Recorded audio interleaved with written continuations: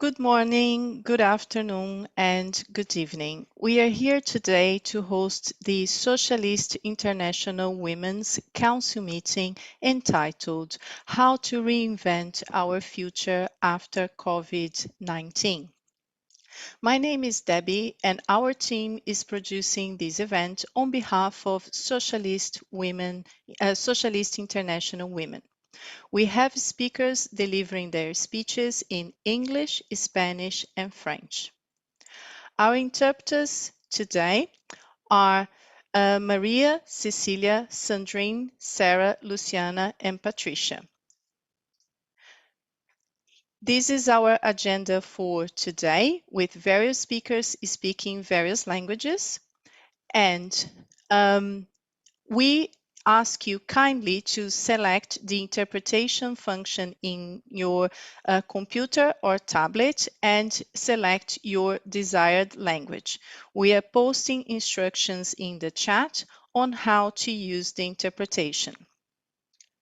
Even though this is a virtual event, we would like to make it as inclusive and as interactive as possible. Please post your comments, introductions, and general interventions in the chat. Post your questions using the Q&A function located at the bottom of your screen. Should you require any assistance, please ask for help in the chat. This event is being live streamed on YouTube, and the link is also available in the chat. Our opening speech will be given by Wafa Haji, President of the Socialist International Women and member of the Political Bureau of the Socialist Union of Popular Forces. She will be followed by our distinguished speakers who will have 10 minutes for each intervention. I wish you all a great event, and now I hand over the floor to Wafa Haji. Wafa, you have the floor now. Thank you very much. Merci. Thank you very much. Good morning, good afternoon, good evening to everybody. We're going to start our council meeting today, continuing our work within Socialist International Women.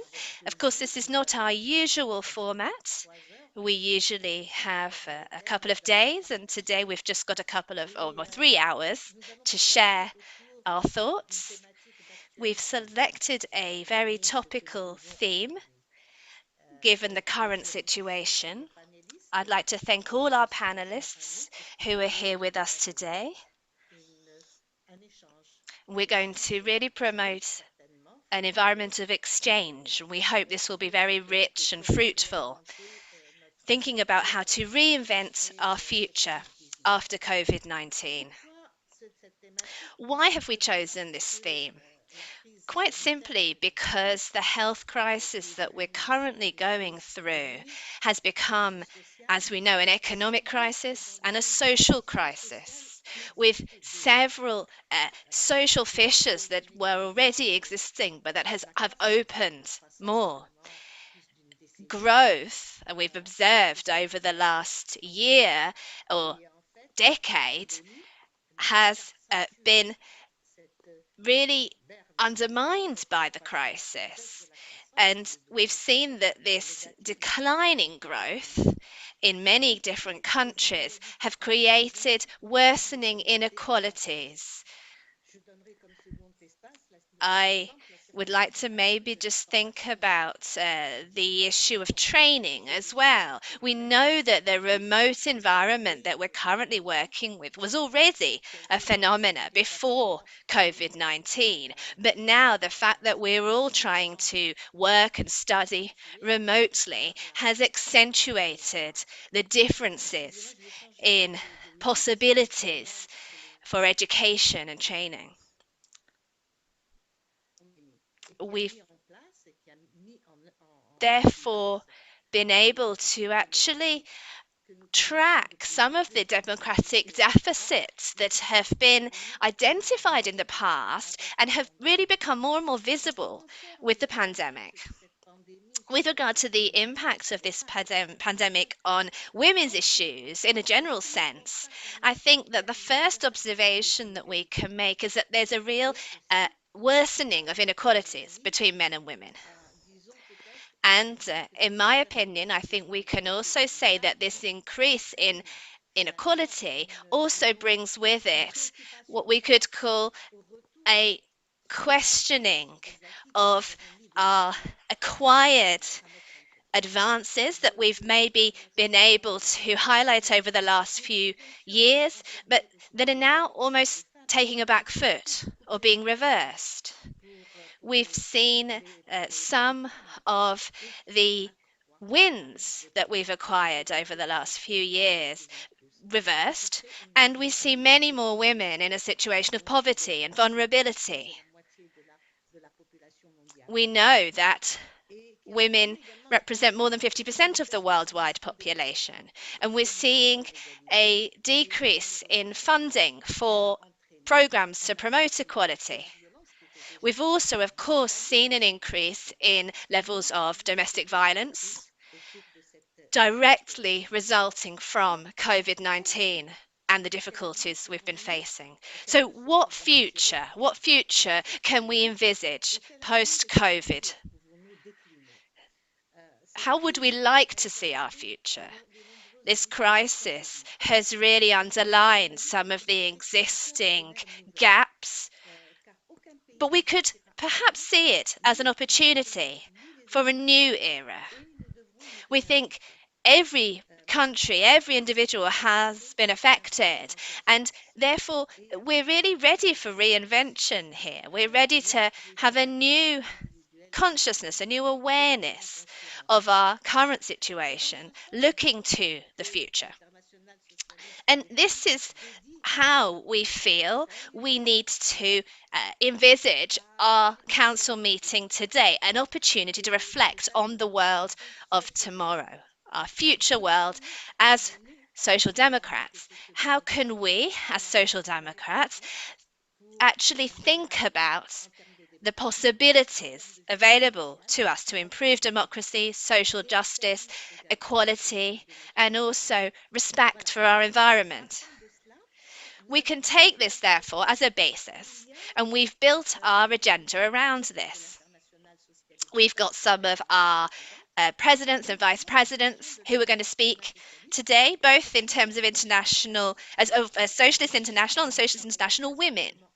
We're not just working as women or a women's group, but we are working in an overall sense with men and women who share our views and desires. We feel that it's important to foster exchanges between us, and we hope that this will enable us to put many new ideas forward when it comes to this new and shared future that we can envisage.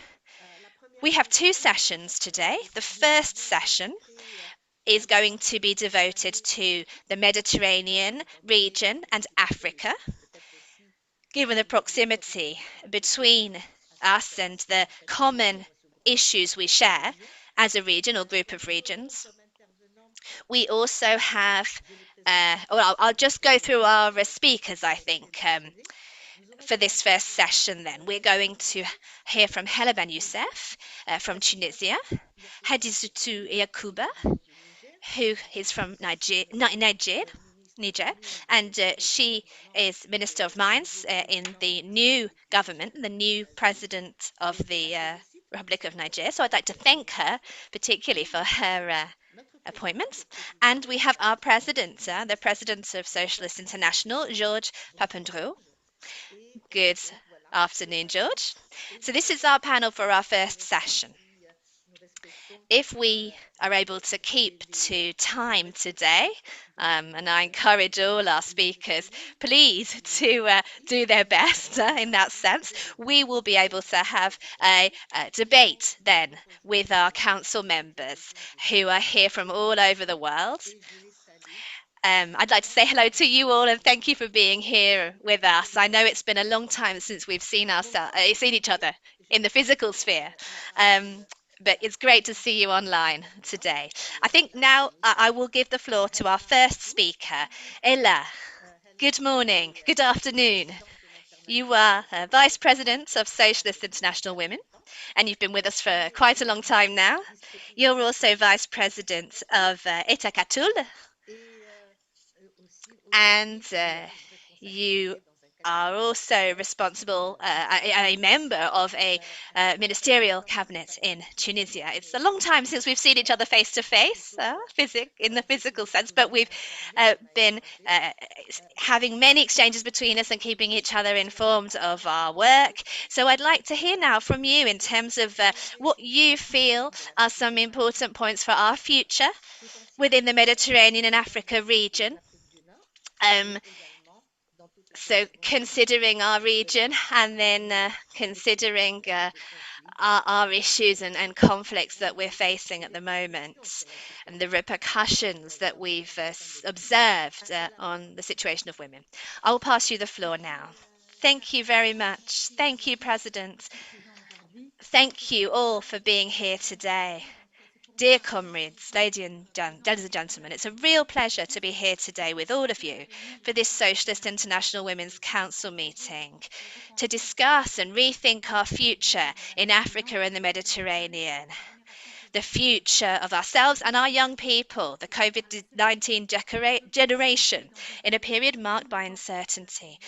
The very fact of being a young woman or adult woman, whether working or unemployed, can only amplify this uncertainty. What does this mean then? Thinking about our future at a time when a pandemic has transformed the daily life of society as a whole, and during which the organisation of our life has been totally disrupted, not to mention the resulting economic crisis, with the most vulnerable, including young people and women entering the workforce, pay the highest price. First of all, allow me to outline the situation in our country. As in most emerging countries, Tunisia and its population are suffering the effects of this pandemic, both socially and economically. Fortunately, our health system has stood up to the challenge thus far. However, various aspects of social life have deteriorated following the implementation of measures aimed at containing and halting the virus. Like everywhere else in the world, the difficulties of day-to-day life has led to an increase in stress and dissension within families, resulting in varying degrees in the rise of violence against women and children, as well as economic and social issues that affect all populations, but women in particular. We've received information to indicate that women are the first to be directly affected by changes in an uncertain and complex environment.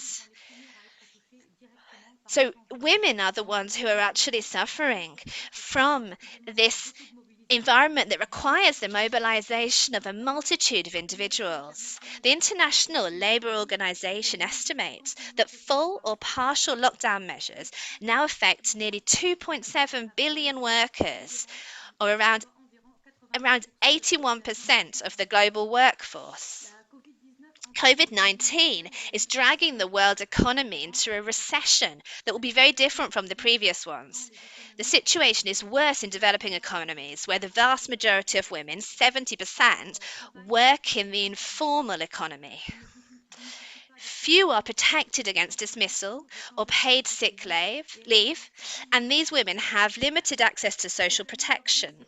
To earn a living, they often work within the public sphere and depend on social interactions, which are now limited to stem the spread of the pandemic. Fighting the pandemic remains the top priority for our leaders to ensure the best conditions for success and balance for both sexes in positions of influence and power in our societies. Unfortunately, there are strong disparities in the way in which men and women are perceived when it comes to their aptitudes for exercising positions of power.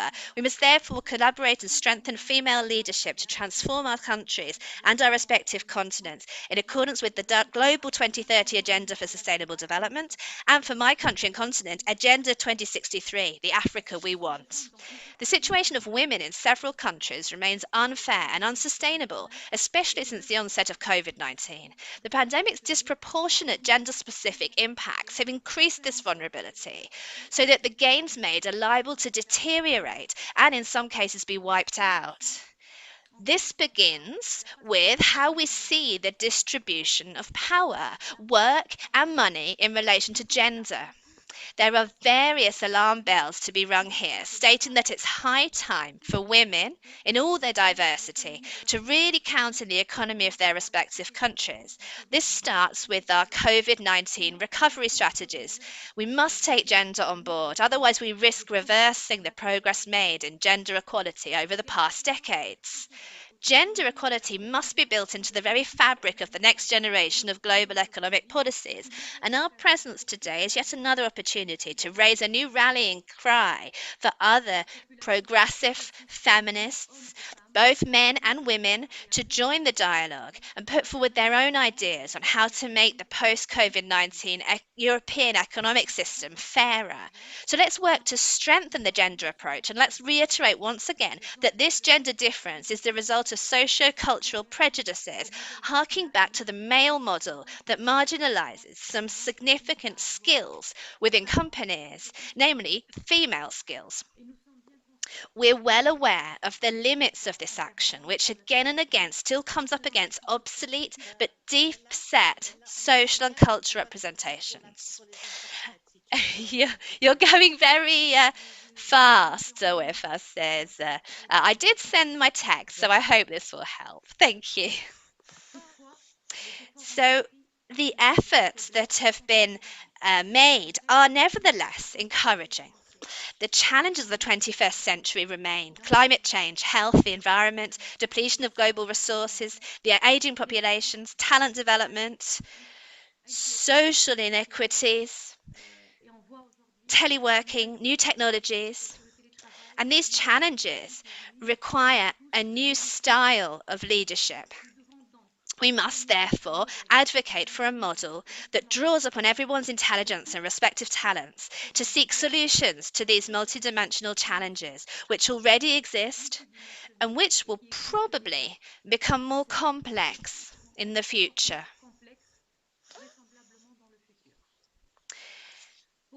To this end, we must improve women's living conditions in our respective countries, allowing them to fully embrace the fourth industrial revolution, in particular by facilitating their access to the digital world and to artificial intelligence, which would improve economic performance in our countries.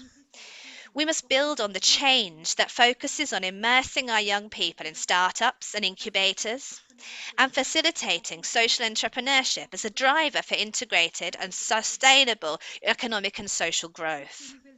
All these new applications must take a more inclusive approach, raising awareness through creativity, design, art, and digital tools to think outside the box and really have an impact in overcoming the obstacles to young people's inclusion. Young people who shape socio-economic renewal as well as social norms and values and drive innovation. Everything we do during and after the COVID-19 crisis must be aimed at building fairer, more inclusive and sustainable economies and societies. This is perhaps the most obvious lesson that needs to be learned. This includes implementing economic and social policies that take into account gender issues and place women's economic life at the heart of the measures taken to combat the pandemic, as well as our recovery plans. To conclude, I deeply believe that to guarantee every chance of success and any fair or sustainable development effort, we must fully involve women and young girls at all levels, including in rural areas, by developing and investing in their empowerment. Legislative and legal advances are a necessary condition for pushing back against the traditional system of task distribution according to gender, along with male domination in society. These advances are not, however, sufficient in themselves. The position of women, their living conditions, access to work and services are largely overdetermined by their relationship to men. They're successively assigned to the status of daughter, then wife, then mother, but never strictly speaking women in and of themselves. In other words, progressive legal advances alone cannot generate a qualitative cultural leap in society to eliminate all forms of domination over women. In our opinion, therefore, other policies and action programs must be implemented which offer new spaces for women to speak out and take action, concrete policies that will gradually overcome conservative resistance. We must also work for a progressive and feminist economy in our countries, for example, through recognizing the value of the care economy, promoting gender equitable business practices, and integrating the gender dimension in economic transitions. Achieving a feminist economy is more important than ever in light of the social and economic impacts of the COVID-19 pandemic. Dear friends, dear comrades, we must therefore invest in a just and sustainable economy that works for everyone, regardless of gender. An inclusive and just economy guided by the principles of gender equality, intersectionality, diversity, solidarity, dignity, well-being, human rights, an economy built for real people with real concerns and aspirations, not just for profits. There's still a long way to go to change established macroeconomic decision-making, gender roles, and a patriarchal system that disadvantages women. All feminist voices are needed. We're counting on solidarity from all of us and everyone else who believes in equality. All partners who believe in equality. Thank you very much for listening. I'm looking forward to working with you all to realize our hopes and dreams for a different world. A world without pandemic, but also a more equitable and just world. Thank you. Thank you very much, Hella, for this excellent speech. It's important, as usual, we've been saying this for years and years, to reinforce the possibilities for women to really have their voices heard. Women need to be able to share the decision making in all the politics and all the political parties that exist, but particularly with regard to our COVID-19 recovery efforts and policies. The idea is to really think about a new model for the future, an inclusive, an egalitarian model, and above all, a model that will be able to change the perceptions that we have of women, a model that will be equal for all citizens throughout the world. Thank you, dear Hella. I will now give the floor to our next speaker, Minister of Mines in the Niger government, our Vice President also, Hezazatu Yakuba. She is also President of Tahaya Women's Organization. Good morning, good afternoon. I hope that the electoral campaign has not tired you too much. It was long with the 2 rounds and difficile, arduous work, but you have come out of it victorious. So I'd like to congratulate you once again and congratulate Niger for this transition to a democratic reality, which proves that it is possible in Africa. And so you've given us a great example to follow. So thank you. Please talk to us about the African context, how things are going, and what we can do to change things, what we can reinvent, as well as what exists already, what we can envisage in terms of our post-pandemic future. How are we going to get back to our normal lives? Are we going to change our usual ways of living and working? Can we really envisage change in terms of the way in which we perceive things? I'll pass you the floor now. Thank you very much. Good morning, good afternoon, everybody. It's a real pleasure for me to be here with you today. It's been quite a long time, as has already been said, since we've been able to see each other face to face. And it's a real shame, I think, because I feel that we're able to really share our experiences and move forward so well when we can see each other in person. But thanks to the technology that we have, we can nevertheless still continue to exchange our ideas and our motivations. I'd like to share with you some of the African context with you today and hark back a little bit to what Hella has said. It's important, I think, to really envisage and analyze the context within Africa, within the African context. I'd like to just say to begin with that in Africa, the first case of COVID-19 was reported on February the 14th, 2020, in Egypt. And since then, all of Africa has been affected. Among the regions of the continent, North Africa was the region most affected by the COVID-19 pandemic, with the highest number of deaths, followed by West Africa and Southern Africa. East and Central Africa has had the fewest cases. Although African countries have the resources to finance reagents, they are unable to purchase them due to restrictions on the export of medical equipment in most countries. This has meant that multilateral mediation interventions and an overhaul of international cooperation in times of crisis have been necessary. It's important to underline the fact that there were efforts very early on to actually roll out test kits across the continent, and it was thanks to the African Centre for Disease Control and Prevention. Relevant issues then arose in terms of governance concerning the balance between the protection of human freedoms and the guarantee of public health and safety in the context of COVID-19.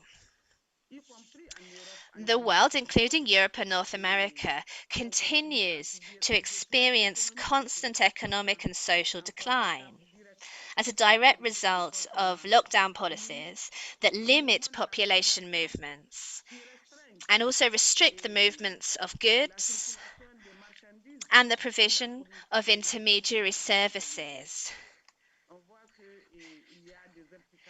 We can see implications for economic, civil, political, and social freedoms. This is clear. These freedoms have been limited as countries pursue the public health and safety goals necessary to stem the pandemic.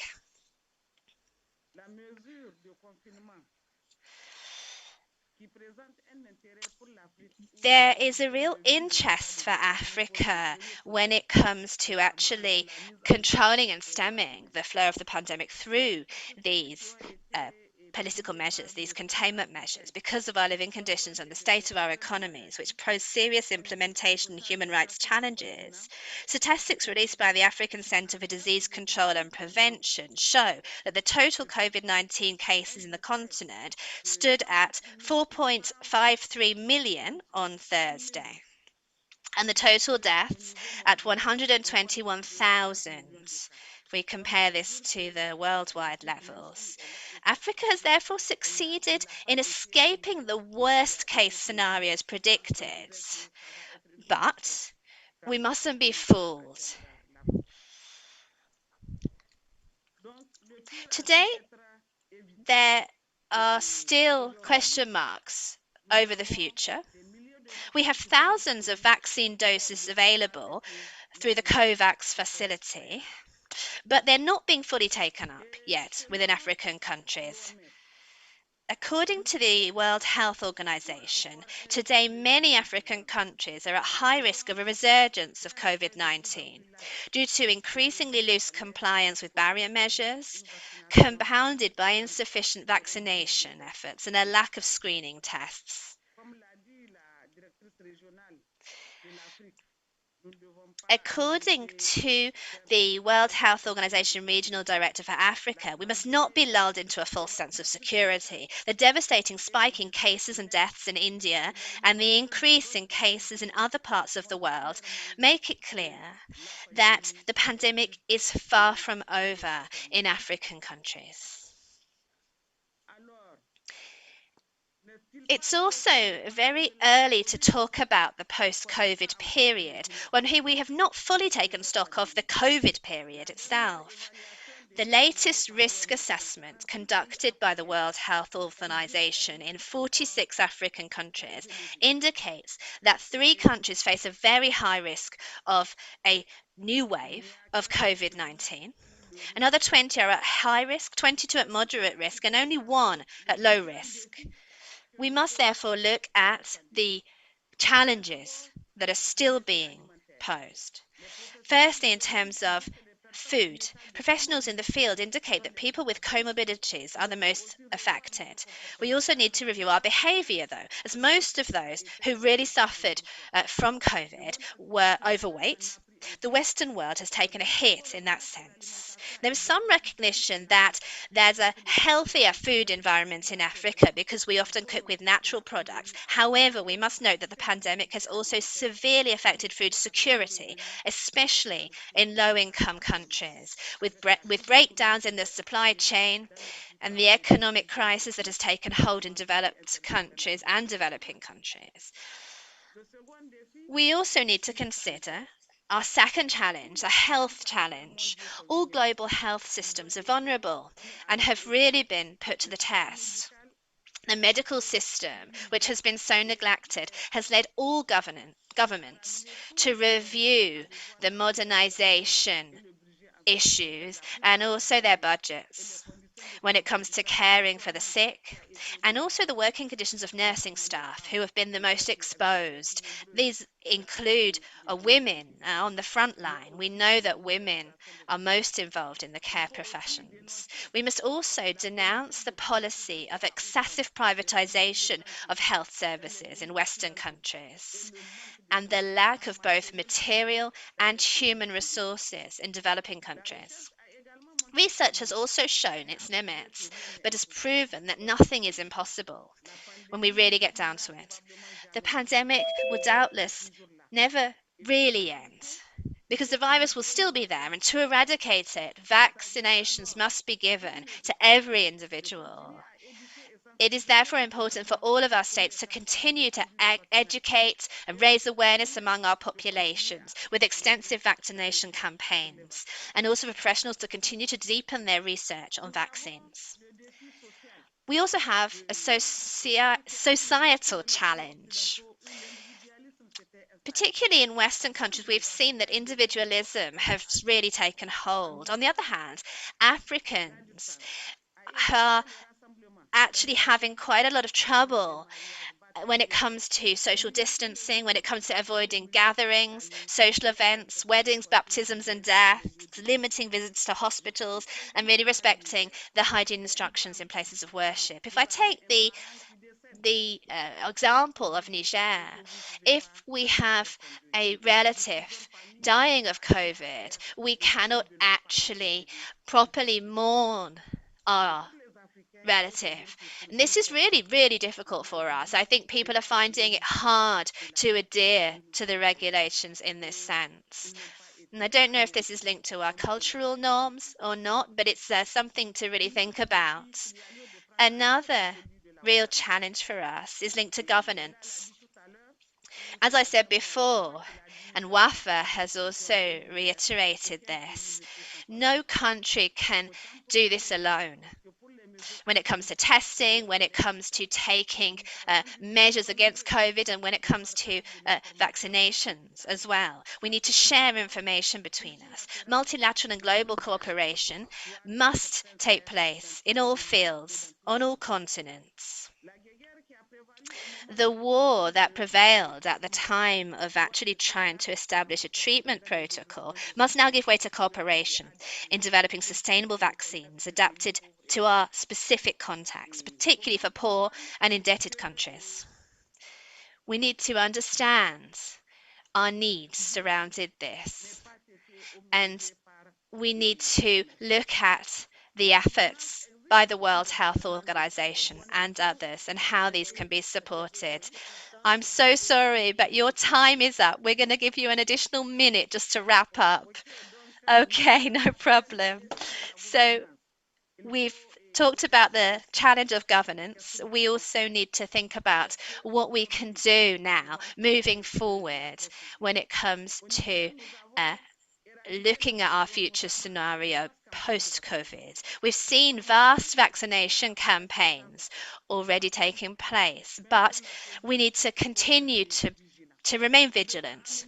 We need to improve our systems for decision making when we think about our recovery plans and rolling these out. We need to focus on research, focus on sharing information, developing the information technology we need. We're connected here today through technology within this remote environment, and I think we need to work on really making this as accessible as it can be, because this is still a challenge in Africa, really having access to this new technology and its advantages. So let's really promote exchanges between us. Let's really work on sharing our initiatives and managing our efforts and our limits. Thinking about our freedoms, thinking about the freedom to exchange and circulate, and thinking about the importance of our work to actually prepare for a positive future together. The idea is not to necessarily completely reinvent our future, but to re-establish the law of nature. Thank you very much. This was my contribution to our exchanges today, and I'd like to thank you for listening. Thank you. Thank you so much for your speech and some of your ideas, which have been really interesting. It's true that this crisis has restricted our liberties and has really caused many problems when it comes to actually exercising these.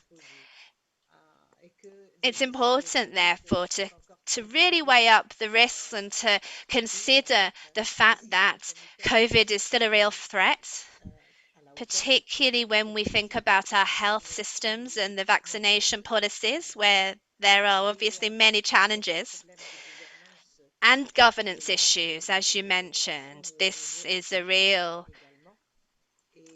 key point, I think, on international level. I share your idea, and I believe that re-establishing the law of nature is important. So is it reinvention? I don't know if it's reinvention. It's coming back to maybe what we could call norms in a more natural sense, isn't it? More healthy norms when it comes to living our lives. So thank you for your speech and for these interesting ideas that you've shared with us today. I'm now going to pass the floor to our last speaker in this section, and that's Georges. Good afternoon, President. Good afternoon, Wafa. It's very nice to see you. Moi aussi, oui.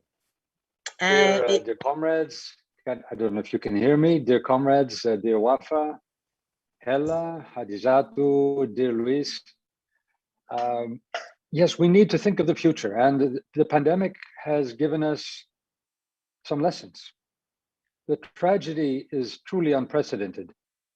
150 million are infected today, 3 million deaths.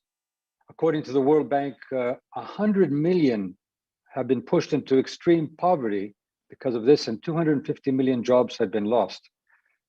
The pandemic has also scarred our societies in many ways: closed schools, malnourished children, businesses collapsing, depletion of savings, debt overhangs, either of citizens or nations, and particularly women have been hit disproportionately. For example, women work in 40% of women are those who work in areas hardest hit, such as tourism, hotel and food, wholesale and retail, trade and labor-intensive manufacturing. But they are also overrepresented in the so-called frontline work. 70% are women who work in healthcare or in social services. And of course, domestic workers, 80%, mostly migrants, 80% of them are women. 700 million children still are not going to school.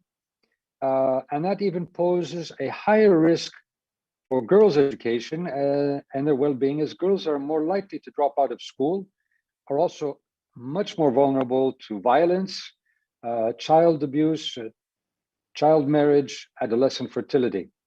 So the poor and the more vulnerable are affected drastically. I would add to that minorities, ethnic groups. We have seen around the world how they have been unduly hit by this pandemic. However, what is really shocking for me, my dear friends, is that according to Oxfam, the economic recession of the pandemic is over for the richest in the world. The world's 10 richest men, and I say men, have seen their combined wealth increase by $500 billion since the pandemic began. This amount is more than enough to pay for a COVID-19 vaccine for everyone on this planet and to ensure that no one is pushed into poverty by the pandemic. So with this health pandemic, we are also seeing a pandemic of inequality. Wafa, you mentioned this, and there are different reactions to this situation. One reaction of many leaders is, okay, let's simply go back to the previous normal. But do we want that? A world of inequality, a world of climate change, a world of problems around the world with conflicts and refugees. Another reaction to this we have seen, generally authoritarian leaders creating divisions, trying to blame somebody, creating xenophobia and racism, anger, frustration, building their power on hate and promoting isolationism. Certainly that is no solution to our world's problems. I believe, and I believe this is the part of our Socialist International issues, is that we need profound changes, and the recovery policies need to become a new social and green contract, which is inclusive, not divisive, respects the voices of all, empowers our citizens, and particularly those who have not had an equal voice, such as women, minorities, or developing nations. What would be this? Why would we need this green and social contract and global? First of all, because we see through this pandemic that we are interdependent. We cannot deal with the pandemic in isolation. Climate change is another one. Hadizatu mentioned earlier the need for vaccines. If we do not vaccinate the totality of the world, large portions of the world will remain unvaccinated. There will be new mutations that will come back to haunt us, even the countries that already have been vaccinated. And despite the efforts of COVAX, this coalition, it seems that by 2023, still there will be many countries not having fully vaccinated their populations. This is very important, and our family, our progressive family, is fighting for a more equitable distribution of vaccines. The same, of course, is that we see a complexity of issues. Climate change leads to poverty, migration, sometimes violence, bad governance leads to corruption, therefore bad services, and further inequality. Our treatment of the animal livestock has brought about new and multiple forms of viruses and diseases. So in this new social contract, we need both to be collective and comprehensive. The second point is that collective means we also have common goals. We have common values. What are these values? What is progress for us? Well, for example, is GDP, growth of GDP, progress? Well, not if it destroys the environment, not if it leaves so many in poverty, not if it creates huge inequities. For too long, we have been pursuing an economic model where decision-making is left up to market forces, and this also means the richer in our societies. This is both unjust and undemocratic. but it also has proven to be inefficient in managing our common planet. So we in the Socialist International, as well as Nobel Prize winners such as Amartya Sen, Joe Stiglitz, have been promoting the idea that we need to bring new indices, new measures, actually new values in seeing what progress is. For example, fighting inequality, dealing with climate change. Luckily, the United Nations has created a set of common goals. They are called the Sustainable Development Goals.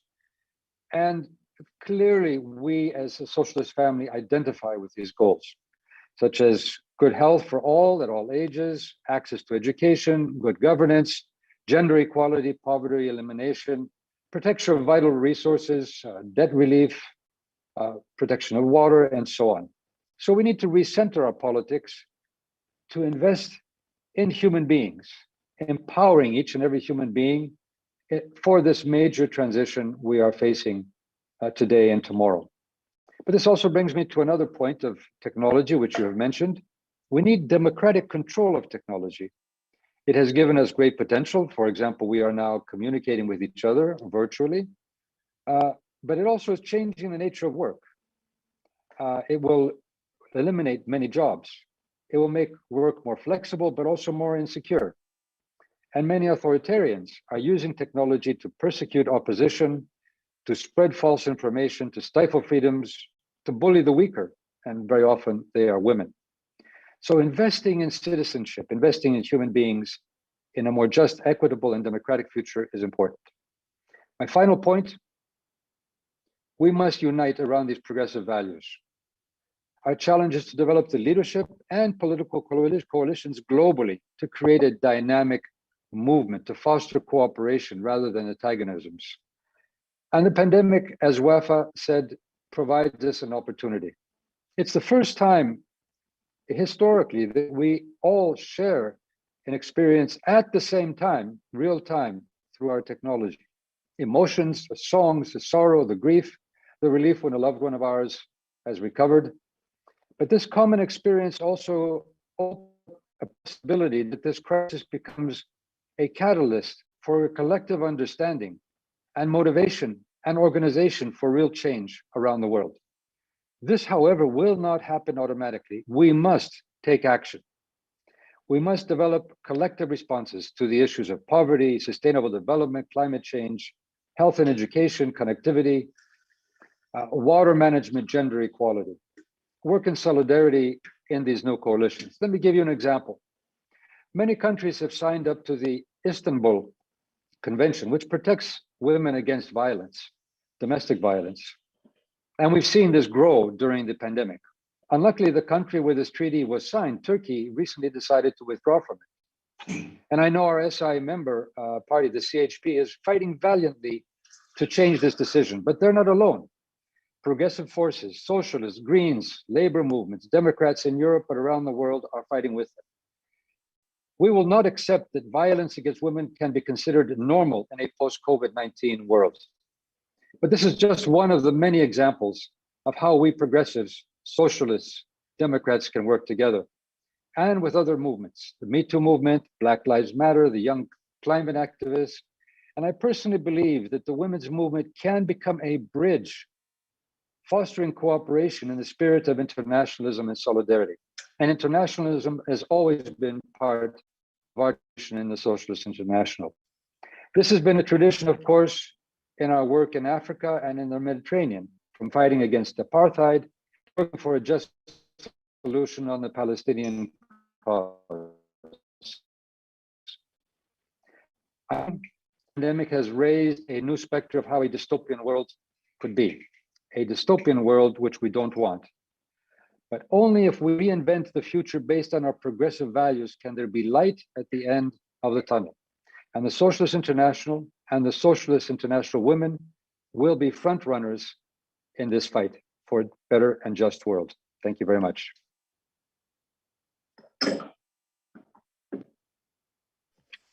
Merci, cher président, pour cette intervention. Thank you very much, Mr. President, for your speech.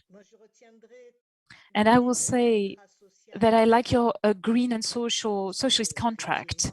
I think you were right. I think this social democratic vision is appropriate, and having this green contract with an international global movement that would enable us to all gather around shared values, human values, natural values, maybe review our concept of progress, redefine what is progress for us, so we can center our policies on human beings. At the democracy level, you also talked about the control of new technologies. And you're right, this is changing our political landscape. So we need to challenge ourselves and think about our democracy and our classical systems. So thank you, George. And now we are going to open the floor for our debate. I'm not sure who wants to take the floor first.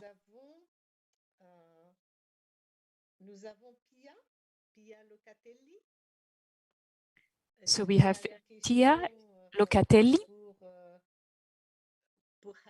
So do you have a question for Hadizatu?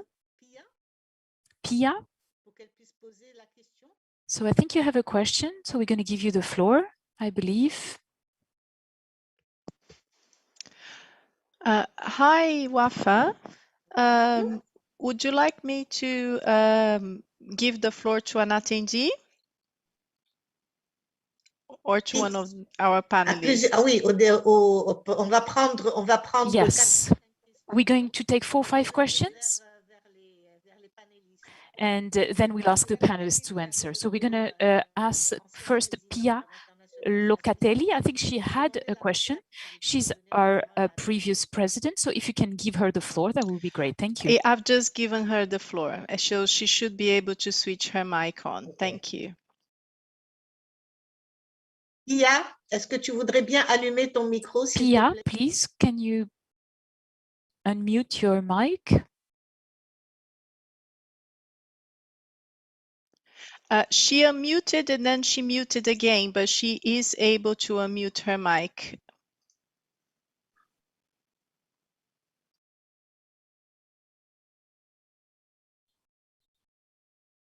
D'accord. Ben, en attendant qu'elle puisse régler son problème. Well, in the meantime, maybe it's a technical issue. Maybe we have other members of our council who would like to take the floor. So as long as she switches her mic on, she should be able to speak. She's here with us. So Mrs. Pia, please switch on your microphone and you should be able to ask your question.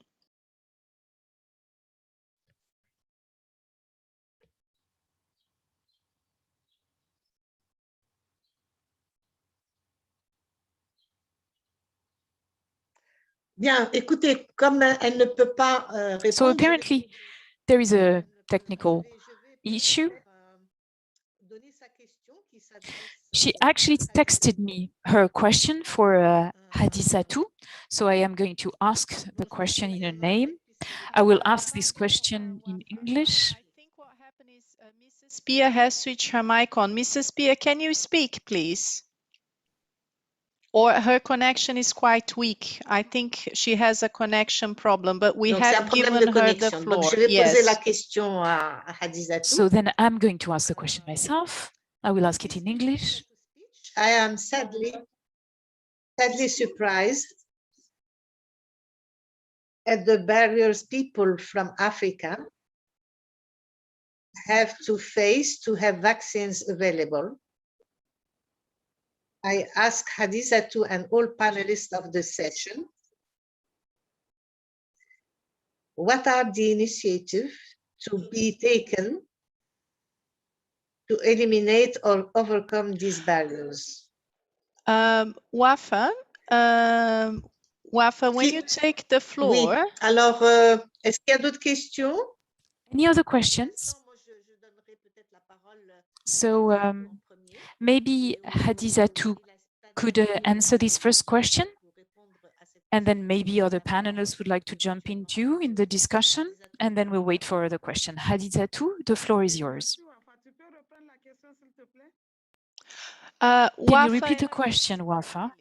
I just want to remind you that if you change language, you need to change the language in the interpretation channel as well. So Wafa, when you speak French, you must be in French. When you speak English, you need to switch off the interpretation. Otherwise, the other panelists cannot hear your intervention. So always remain in French or switch off if you want to switch English. So just reminding all the panelists to remain in the correct channels. Thank you very much.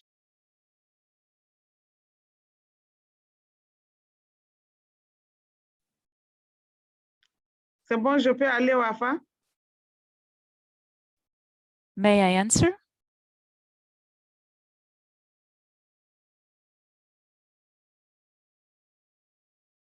Bien sûr que tu peux répondre. Yes, of course. Go ahead.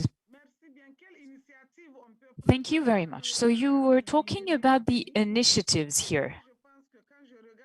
And I think that when I look at the situation in Niger, I believe that social distancing works. So we were able here to control the circulation of the virus. But now that the vaccines are available, we really need to get vaccinated. I believe these are the important initiatives to protect the population. So we need to vaccinate. But also not to use the pandemic as an excuse to take other measures that are having a negative impact, such as shutting down schools. If you close schools, then what's the impact? Well, you can see girls being sent home with a higher teenage pregnancy rates. So that's what we want to try to avoid. So let's vaccinate as many people as possible and all the distancing measures, but schools need to remain open because this is important. Washing your hands, using water and soap, social distancing, vaccines. We have vaccines today, so they need to just be more available to the population. And the population needs to be motivated. It's a difficult vaccine because you cannot always go door to door with these type of vaccines because of the storage temperature.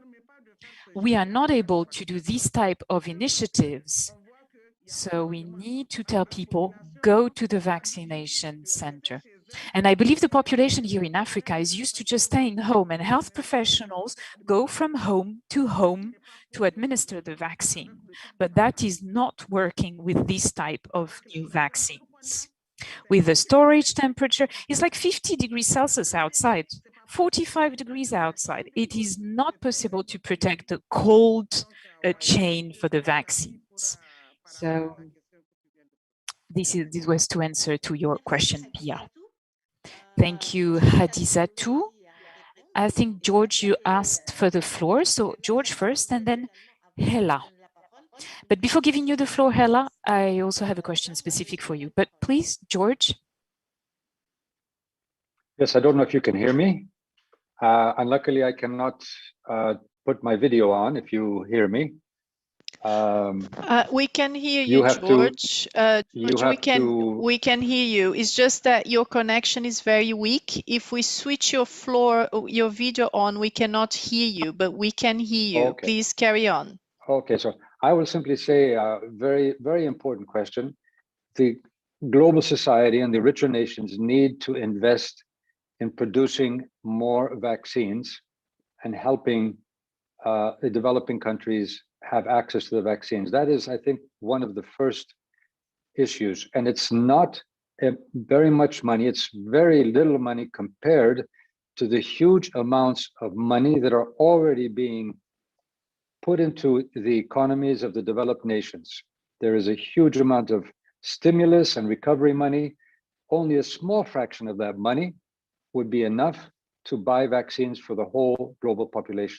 Secondly, the private companies, the private pharmaceutical companies, have been given huge amounts of money to develop this vaccine. We're very glad they did. It was a great achievement, but this was government and taxpayer money. They have the patents. We need to release the patents to allow other countries to develop and grow, to produce their own vaccines. In many regions, whether it's in Africa and Asia and Latin America, they could produce their own vaccines if there was no patent which did not allow them to do this.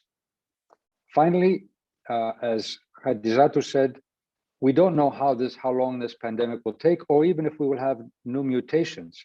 We need to create very strong health systems globally. This may take time, where the systems can allow for helping people in distancing or in information and education, in our schools, of what are the public health threats and how we work to be able to stop possible new pandemics. This would mean also giving jobs to many young people who could be nurses or doctors or biologists or volunteers who could help in building up a much stronger public health system. So I think these are the three major issues we could do as an international community.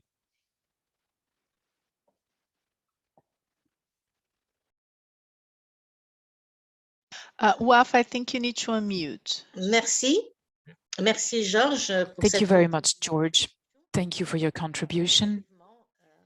I think you're right. We need a global answer. We need solidarity on the vaccine distribution.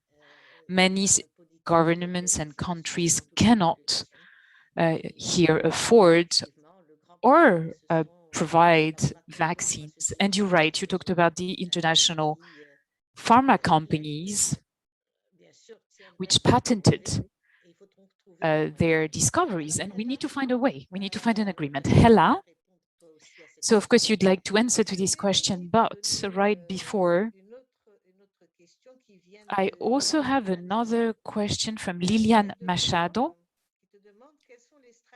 And the question is, what are the strategies implemented to reduce the impact of unemployment, as employment is even higher for women than for men? So, Hela, could you please answer to both questions? So first, I'll answer to the question of Pia. I think it was a question for all panelists, so I'm happy to answer as well. And as Mr. President said, I think today we need to invest in the vaccine. The countries which produce the vaccines need to be even more and use more solidarity here with the other countries, as we need, of course, to face our own difficulties when it comes to mobilize populations in favor of vaccines. And we know that in Tunisia, as it stands, we try to roll out awareness campaigns for older people who are in remote area where information is not always widespread. So we need to go to these remote areas, and we're trying to coordinate with our different ministries, the family ministries and the health ministry. And that was really the first step, like this raising awareness campaign. We need to make sure that we don't want to hear, no, I don't want to get vaccinated. We can't hear that. We can't afford that. And then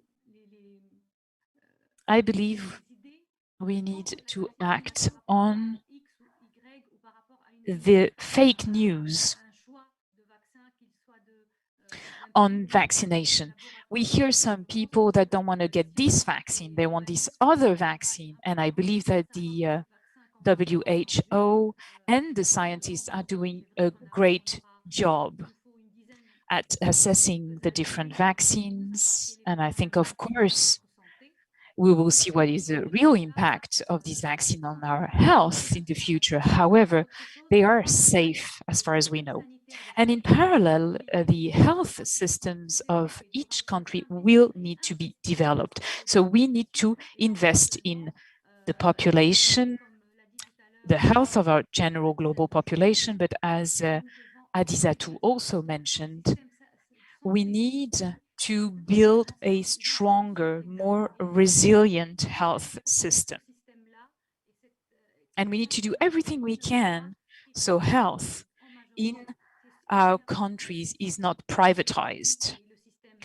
So we have a private system in most countries, and that's fine, but the public health system has to be the benchmark. So what are the strategies now when it comes to young women and women in general? We need to work on this new generation, new technology, startups, the digital technologies, creating values in our countries. I believe these new technologies can support women working in crafts, in agriculture. And indeed, we see the unemployment figures are quite high for women, especially also in cities. We need to give them the opportunity to create their own company, to invest in their future, in the new technologies, so they can actually move forward with their lives, use their know-how, their competencies. But I think we need also to be realistic. We know women will be strongly impacted by the pandemic. Figures are already here, and we've all shared a few figures in our respective speeches. So we understand that many women are already in precarious jobs without much guarantee. So of course, they are going to be the ones primarily impacted by the pandemic. We need to implement programs. We have one which is called reinvent. It's about the social and economic inclusion of women. And this is a program run by the Ministry of Work.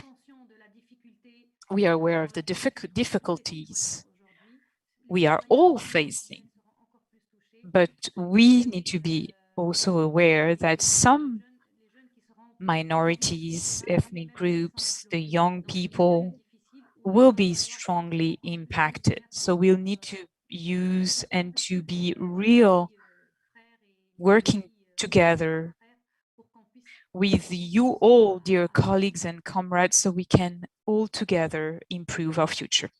Merci, Hella. Thank you very much, Hella. So we're almost at the end of our first panel, but there is one question here that I can see in the chat. This is about the situation of refugees. I don't know if someone would like to answer when it comes to the situation of refugees. I'm just going to ask you all the questions. That's going to be the last question before we close our panel. So I'm going to start with George, please.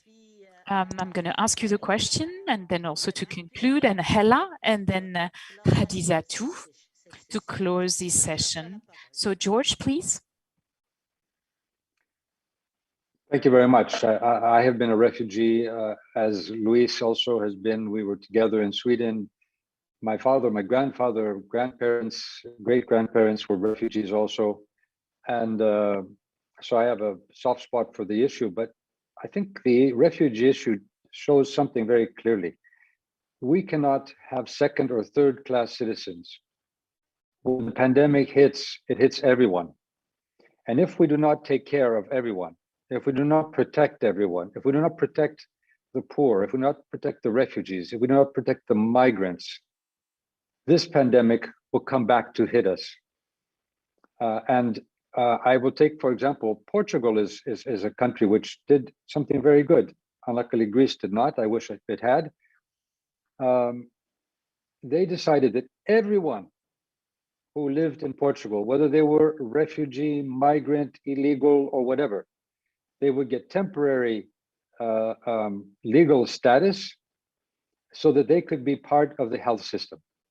So I think what we are saying now is we need to look at everyone as human beings with equal rights, and we need to provide the necessary services, whether they are health, whether they are the education, whether it is good environment.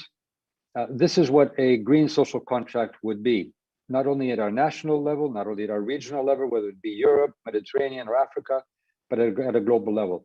I think this is what the pandemic has shown us. We cannot continue with these high inequalities, with a type of political system and economic system which is damaging our health, our environment, our livelihood. We need to see a very, very different approach. And this is what we believe as socialists and what we are fighting for. Thank you very much, Wafa, for this very good discussion. Merci, Georges. Thank you, George.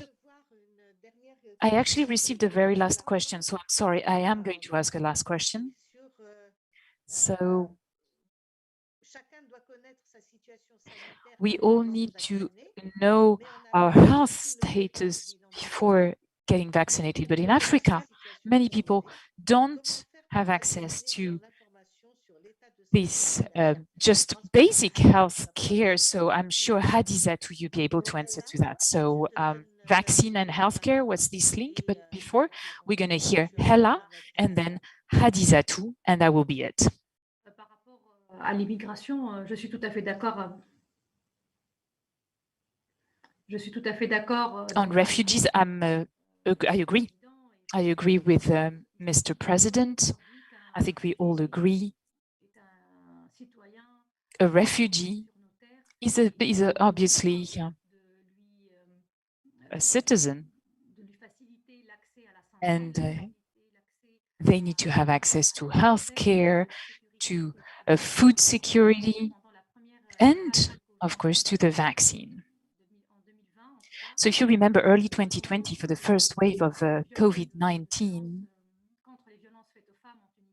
in Tunisia, we actually sheltered a lot of illegal immigrants, and we welcomed them like any other person in difficulty. And that was very important. So we had shelters just dedicated to women, and we worked really well with the International Immigration Organization. And we worked as well in the south of Tunisia, having refugees from Libya and sub-Saharan Africa. And we organized the accommodation covered by the government. And I think that was essential with the pandemic. And I think we need to continue working on this subject. We still have a lot of illegal or legal migrants. So I think we just need a new policy. We need to develop measures further. And on April 27th and 28th, with the Council of Europe, we're working on a new draft on migration. And I believe we need all to be here sensitive to this question. And I think we still need to continue to be here together, work together to help and go through this difficult moment. And I hope it will end very soon. Thank you. Thank you very much, Hella. Hadizatou?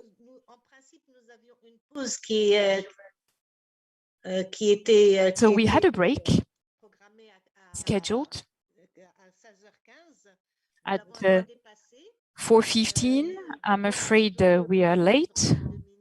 Maybe if you could just conclude in 2 minutes, that would be wonderful. And we would still have a 10-minute break before moving on to the second panel. Thank you very much, Wafa.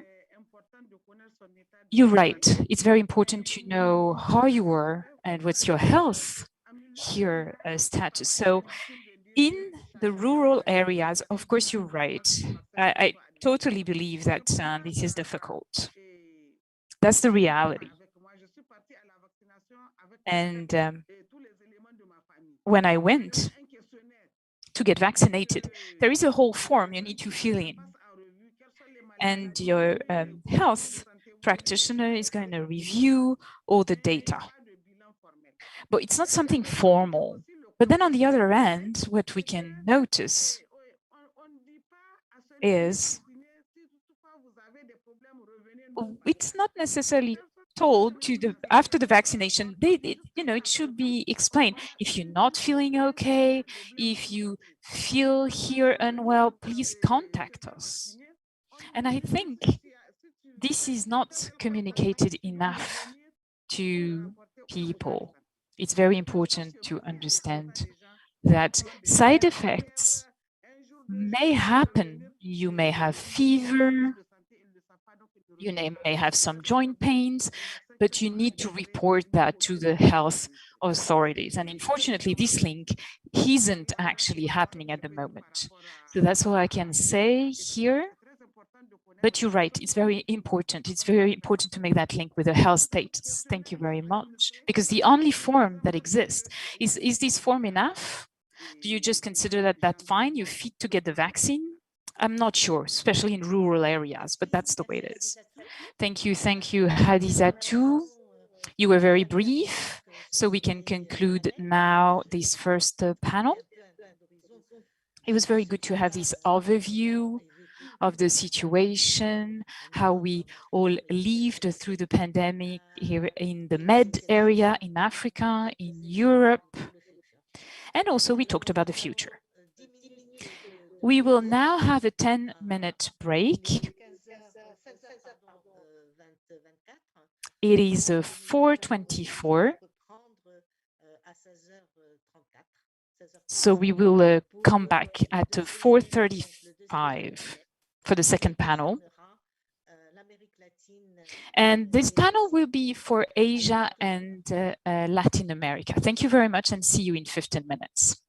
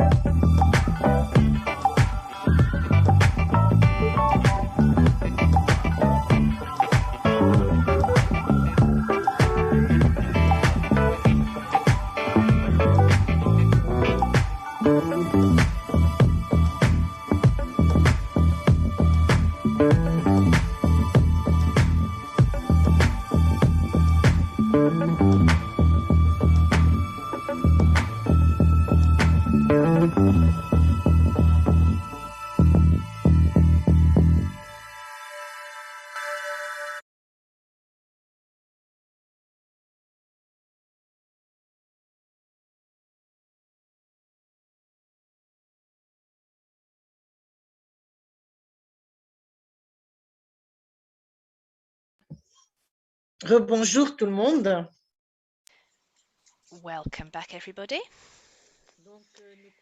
So we're going to continue our council meeting of Socialist International Women, looking at how to reinvent our future after COVID-19. During our first panel session, we discussed how we are all facing the effects of the pandemic, but not responding to the pandemic in an equal way. And the fact that this pandemic has really excavated the problems that existed before. In order to overcome these problems, we need to define recovery policies that are based on a new model, new behaviors, in the context of a social and green pact. This is a response of social democratic parties to the current situation, a green social pact, in order to really invigorate solidarity on an international level and hark back to some of our fundamental values. We are now going to continue this discussion with our second panel session of the day. And this is going to look at Latin America and Asia with 4 speakers. Firstly, we have Janet Camilo, then Isabel Allende, Enke Jazambja and Luis Alaya. I will present them or introduce them as we go. Just before I pass the floor to our first speaker, I'd like to just underline the fact that given the format of this council meeting, as I said before, it's a format that's very different from what we're used to. And of course, it's not lasting as long as our council meetings usually would. They usually take 2 days, so we're not able to go into all the issues that we usually would do. And we've therefore selected speakers and then decided that we're going to have a discussion format. But this was what we thought was going to work best for the digital realm in which we find ourselves at the moment. There's not only COVID in terms of the issues that we're facing at the moment. We know that there are many issues in all different domains in our various countries, and we're trying to really rise to these challenges in partnerships with our council members. I'm thinking, for example, of the Islamic Republic of Iran and the issues that have come up in the chats linked to this and the domination of the Islamic Republic of Iran when it comes to the UN arena. We've received messages talking about this specific issue, and we're going to get into contact with you directly to actually try to respond to this situation and react. There are many other aspects, of course, that are coming up. And since we're about to go into our discussion with regard to Latin America, we'd also like to express our solidarity in terms of Socialist International Women and Alejandra de Torres, who was the candidate for election in her country and was imprisoned. We have the information coming to us today. She's in our thoughts. So let's continue our program today, looking at how to reinvent our future after COVID-19. I'll now hand the floor to our first speaker for this session, Janet Camilo. Good afternoon or good morning, Janet. It's a pleasure to see you here today.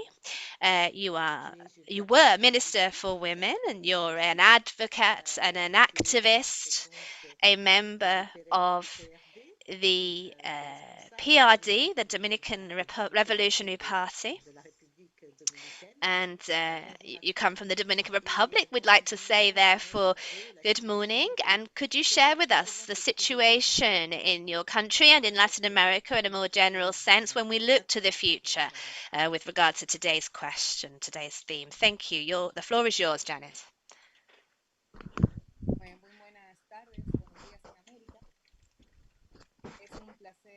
Good afternoon, good morning, everybody. It's an absolute pleasure for me to be with you today. Now, the impact and the effect of COVID-19 around the world and its effects are going to be long-lasting, both in medium and long term. This is something that we cannot escape today, especially when we think how we're going to build our future. That's why we salute this initiative by the Socialist International for Women to debate this topic, to have a plural and multidimensional approach to how we can today build the future of tomorrow. Now, when we think of the future, we start thinking, okay, which future? Are we thinking about today, tomorrow, in a week's time, next year, or when? Because the thing is that when we build the future, we build it today. And we build it knowing that the world is not going to be the same post-pandemic. The world as it was in 2020, we're never coming back. So I hope that we can build, as President Papandreou was saying, a different world free of inequality. So we are facing change where it is paramount that we understand and analyze the changes that we need. Now, I don't have a crystal ball. I cannot predict what's going to happen, but we can, however, think of possible scenarios in the future by reflecting and using data. Now, in 2020, we faced a challenge that we barely knew was coming. The world was full of danger and risk, and we were losing our personal freedoms. And gaining those freedom back is key so that we can guarantee safety and security at all levels, and also give way to a new world order so we can build a new social pact that is based on equality, not only equality in terms of figures and numbers, but also equality in terms of access to all the resources and richness in the world. From the SIW, we had to debate and reflect on the key changes that would lead us to a new balance of power and sovereignty of state, all in a digital world, in a place where women are the most severely affected by this change and the ones that are most relegated by policy and governance. Now, we are talking of huge inequality, high level of informal employment, access to or poor access to health services, high levels of gender violence, as well as many other indexes that affect women who carry the burden of the world that is inequality and affects women more than anybody else. Now, in Latin America and the Caribbean, rural women, as well as indigenous peoples and those of African descent, are facing the greater obstacles to access productive resources such as water, land, as well as farming input, financing, and insurance. To this, we should add all these difficulties to market their own production. This is all exacerbated by COVID-19. There are 6 million women in rural areas in Latin America that are now at risk of suffering extreme poverty. So if we go to the SDG, all first 5 of them apply to women. So the pandemic, as well as the global village, has given rise to a new nationalism.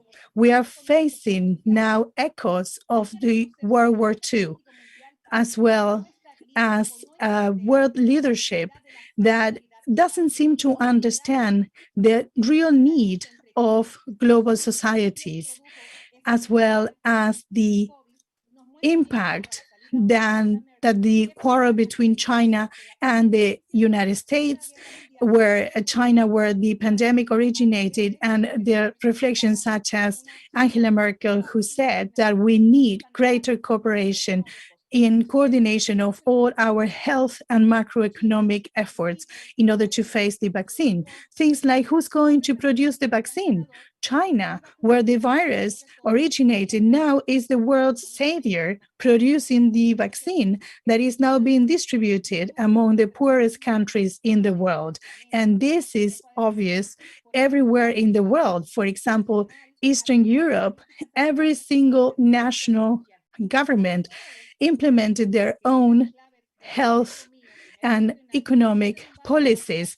This means that national borders are being strengthened, whereas cooperation is weakening.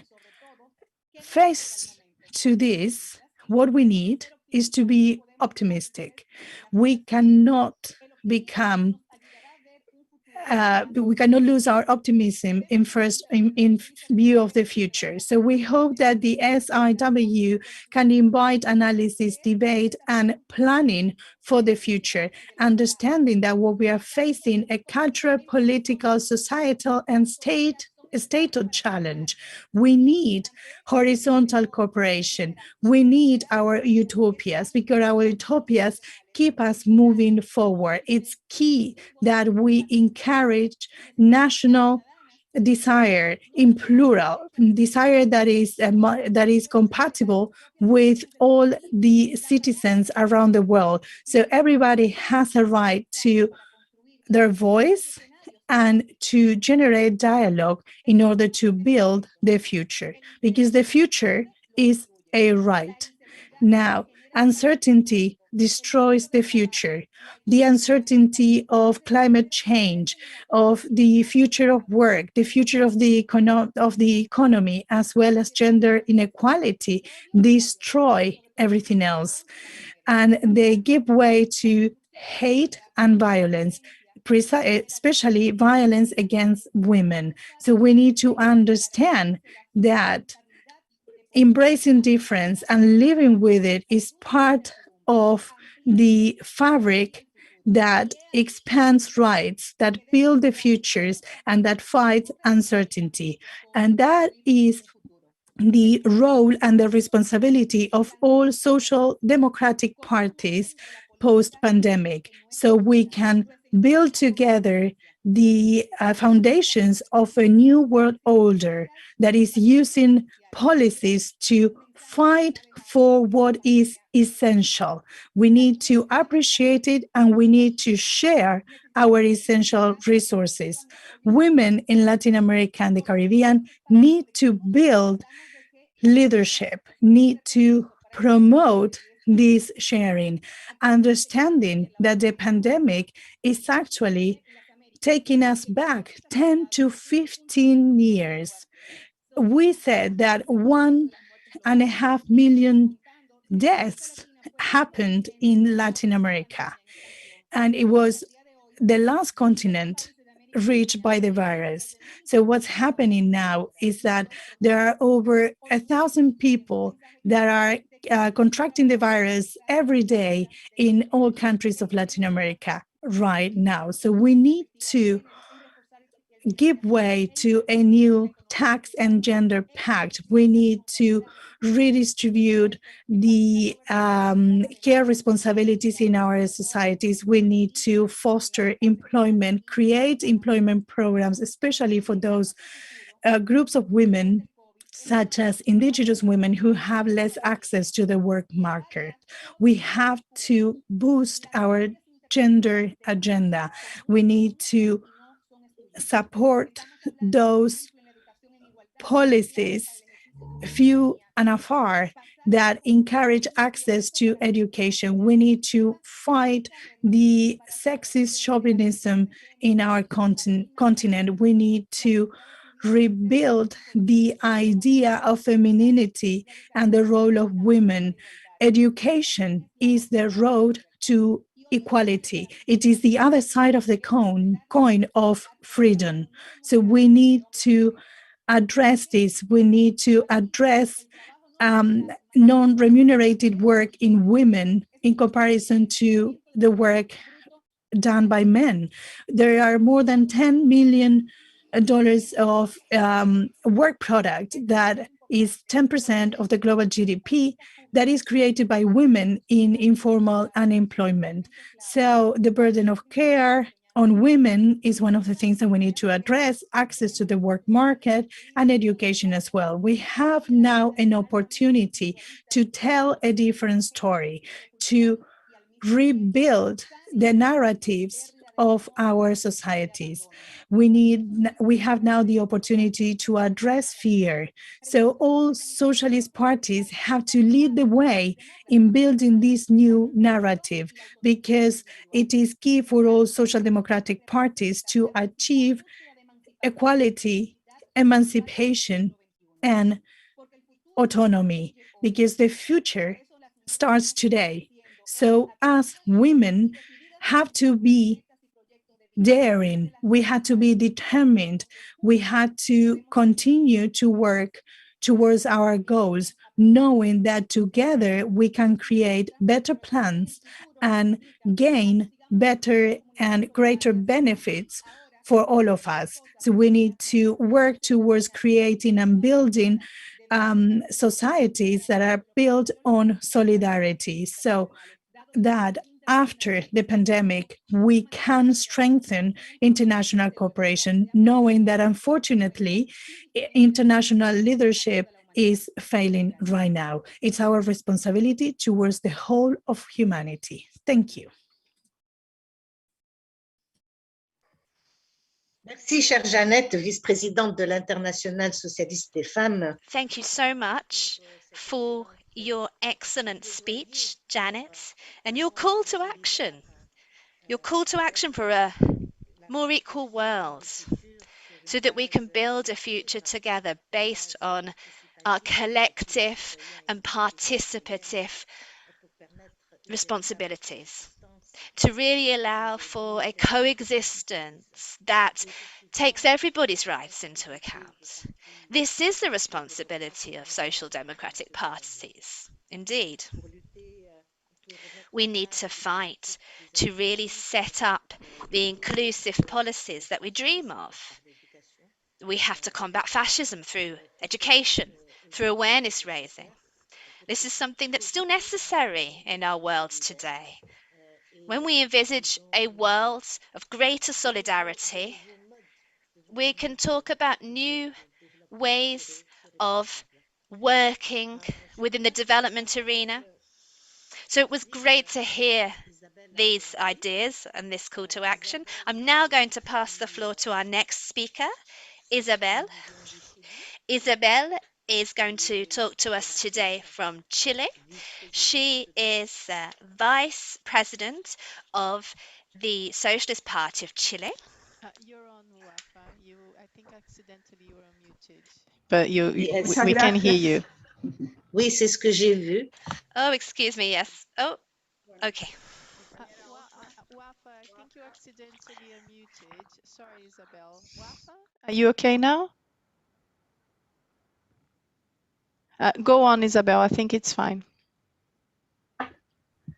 Non, non, on va passer la parole à Isabelle tout de suite. Yes, we can pass the floor to Isabel. Let's pass the floor to Isabel. Thank you very much to Wafa. Thank you, and to congratulate her because she has been the organizer, really, and she has been the person who has made possible, really, to see each other and to exchange the experiences and to see how we are doing in our continents and different countries, which is very important. I would like to greet everyone who's here with us, especially President Papandreou, the General Secretary, and the panel members. And before starting, I would like to say a few words of solidarity to our colleague in Hargal and Sabaladir. I hope not to have mispronounced her name because we have to reject the attempts of the president of the country of Mongolia to really to come together to face the healthcare and the economic challenges caused by the pandemic. All my solidarity to you, and I hope everything goes well. Also, in more general terms, I would like to start before speaking more specifically on women and my country. I would like to say and to give you some data that the executive director of ECLAC gives us, Ms. Alicia, and very rightly she says something that we all share, I believe. She says that this COVID-19 has intensified the issues, the structural issues of our region. And also, it is more urgent than ever to change the development model. Obviously, we have to transition towards a model of social protection, towards an inclusive model, and towards a sustainable model. That is to say, this pandemic has laid bare more than ever the very deep inequalities which are with us and which had been with us in the past. As we know, Latin America, it is not the poorest region of the world. We don't have the poorest countries of the world, but they are the most of the countries with more inequalities. And this is something that the pandemic has really made more evident. Obviously, we have to think and to reflect on the fact that the economic crisis, according to the ECLAC, numbers is less than 5.2%. And as we have seen, it has affected all the different regions in the world. And this has never been seen before. And in our region, more specifically, this crisis, which is growing in intensity, has meant the worst crisis of the last 100 years. That is to say, we're going to go back decades. Any effort, any national effort, will require international cooperation in the access to funding in favorable conditions. And this is why, very rightly, Jeanette was telling us about the needed, and also the other members of the panels had talked about the need for coordination between the world, regional, and national or local level. Also, the pandemic has laid bare the need of the presence of the state and its participation, the fiscal policies which need to be expansive if we really want to help those who are more in need. We have to mitigate. We have to mitigate the consequence of this pandemic, and this requires an active state, a proactive state. And also, we need this state and this proactive state to reopen the economies. Before the pandemic, Latin America had suffered a very deep governance crisis, which was shown in the anger of the population, like we saw in Chile with the social riots, but also we saw that in other countries like Argentina, Colombia, Guatemala, Honduras, and also this pandemic has showed with sadness the also the how these healthcare systems had become a coin, had become really a market, because now we really give the right value to a universal and public healthcare system and the value it has for everyone. So we have to acknowledge that in Latin America, this means in GDP terms, minus 9.1%, minus 9.1%. If we compare these figures to the numbers of 2019-2020, the extreme poverty in a year has increased from 11 to 15%, and the total poverty had gone from 31 to 37%, which is very, very dramatic, very dire. I mean, these numbers are people who are really suffering this hardship, and this has to make us think on the measures, which are the actions really that we have to start taking. Now, more specifically on the topic of women, and here some people have talked about how this pandemic, in a very dramatic way, has impacted more women. Women had been more affected really than the male or the other group of population, because as we have seen all around the world, many women had to leave their jobs. Many women don't have the safety net they had in the nursery schools. They had to leave the employment. And this also shows us another important issue, which had to do with the carers, with the main function, a very important function that women do, which is to take care of the elderly or other kind of member of the population, which is an unpaid work. And we cannot really keep relying on women where it is up to them really to do this duty of care without any payment for that. We've talked about violence also, which is something very, very sad, which is hitting us, and something that is really affecting us is the digital gap, which has really, really affected especially women and other vulnerable groups. And we have to pay attention to this, because today this meeting would have not been possible if we didn't have access to internet, which is not a basic and essential service. We have to be concerned really and to try to train and incorporate those vulnerable groups, but especially women who are normally left aside of technology access, and sometimes it doesn't allow them to access work or benefits. Also, we've gone back in the job and the employment inclusion. 70% of the workforce of the frontline workers are women. They are there taking risks. We really have to acknowledge their work. We also have to support even more those healthcare workers who take risks every single day. Now, talking about Chile, today we can say that we are basically, unfortunately, we have to be very sad because we have more than 30,000 deaths if we think about those which had been confirmed and the likely amount of the death rates. We do have a very well organized vaccination deployment. And here we have to really acknowledge and appreciate the history of the public healthcare in our country, which has allowed us to organize ourselves and to have universal access to vaccines. But it's not enough. We still have to be careful. Especially, we have to take the more universal and inclusive policies, not the ones taken by this government, which had been very much specific, leaving many people of the population aside. And in economies like ours, where 30% of the economy is informal and is made up of informal jobs, people have to go out to keep on bringing money and to keep on eating and feeding themselves. They have to go outside and they have to go to work. But also, as an immediate measure, we have to think about the emergency basic income, but also we have to think in the mid and the long term. And this forces us to think that we have to keep on extending our expenditure. We have to have more fiscal resources. We have to avoid the tax evasion. We have to generate.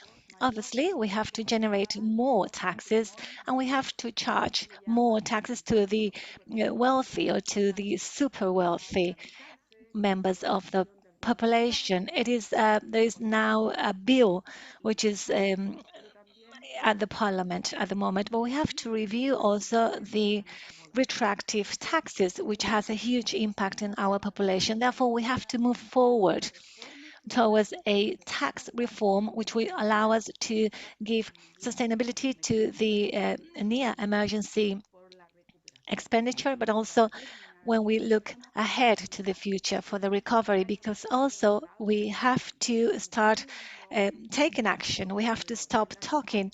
Women are the ones who are more suffering, more affected with this pandemic. So what we need is to claim and to speak up the discrimination. We have to speak up and we have to be able to raise awareness of the need to appreciate and acknowledge the carers and to give them money, the payment they deserve, and to have these policies to have a greater workforce inclusion. We have gone back more than a decade. So we women, we have to speak up. We have to generate solidarity. We have to say, as Janet rightly said, there is no tomorrow if it is today that we have to really take action to protect women. It is impossible to put up with the situation of women living with their perpetrators, with the people who treat them badly. So we have to speak up. We have to generate this new social pact with new political social policies with a gender approach. Thank you very much. Merci, chère Isabelle. Merci d'avoir respecté le temps. Vraiment parfait. Et je pense effectivement que tu as amené des aspects et des réflexions très importantes. And thank you very much for all your comments and remarks.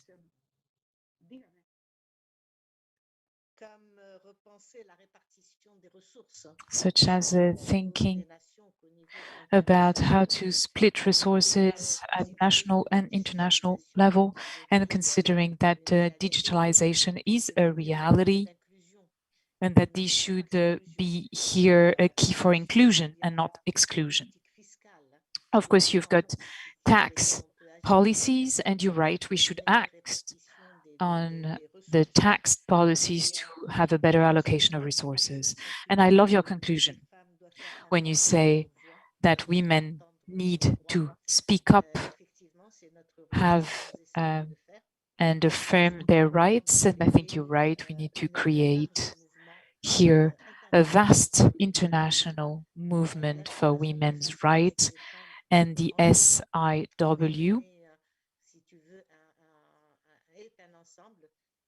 is part of it, and we can together create a dynamic to move forward on women's rights.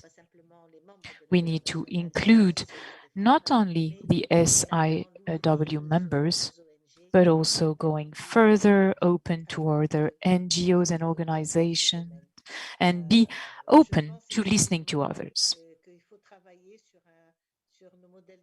I think we need to work on our development models. We need to rethink these models to be ready to take up the challenges of tomorrow. And this pandemic should be an opportunity to redefine ourselves together and create our social democratic vision of the future. Thank you so much, Isabel. And I'll move now to NK. And we're going to move to Asia. So NK Danzanpal here, hello. You are a vice president of the SIW for Asia. You were also an influential member of your party in Mongolia. And Anke, I also saw that you were facing some issues for the upcoming elections. And the president was trying to dissolve your party, the NPP. So you have our solidarity, and I'm sure it's just a temporary crisis. And I'm sure your party will flourish and be there for the people of Mongolia. You have the floor. Thank you, Enke. Thank you. Dear President Vafa Hadji, Social International President George Papandreou, Secretary General Luis Ayala, Vice Presidents, members, delegates, and guests. I would like to express, on behalf of the Social Democracy Mongolian Women Association of the MPP, our appreciation to the Socialist International Women for organizing the council meeting on a timely important topic of women's issues facing during and after COVID-19. I strongly believe that our exchange and sharing experiences about how to tackle COVID-19 negative impacts on the future lives of women, girls, will be a great help to reduce gender gap all over the world. Before I start my speech, I would like to point out that 1st of March 2021 was MPP's 100 years anniversary, and we have been celebrating this historic event digitally. We are very proud of being the first political party in Mongolia and one of the first in the Central Asia. Following the first imported case reported in March 2020, Mongolia has successfully contained the virus spread with no local transmissions until November 2020. Hence, in June and September of 2020, MPP's government successfully organized parliamentary and local elections and made a victory in both elections, won with supermajority of 62 seats out of 76 in the parliament, a slight drop from the 65 in the prior elections. 13 women were elected and 11 of them from Social Democracy Mongolian Women Association. The MPP won also in the capital city and 13 of 21 provinces. 2 women became the heads of cities in Hural in 2 IMACs. The new government has 4 women ministers for foreign affairs, labor and social protection, culture, and environment. We also have 2 deputy ministers, which is the highest ever 25% of the government members. Women Wing of the MPP is working very closely with other NGOs to support women's economic security, for example, organizing digital trainings. This is a short report on our success in political decision-making.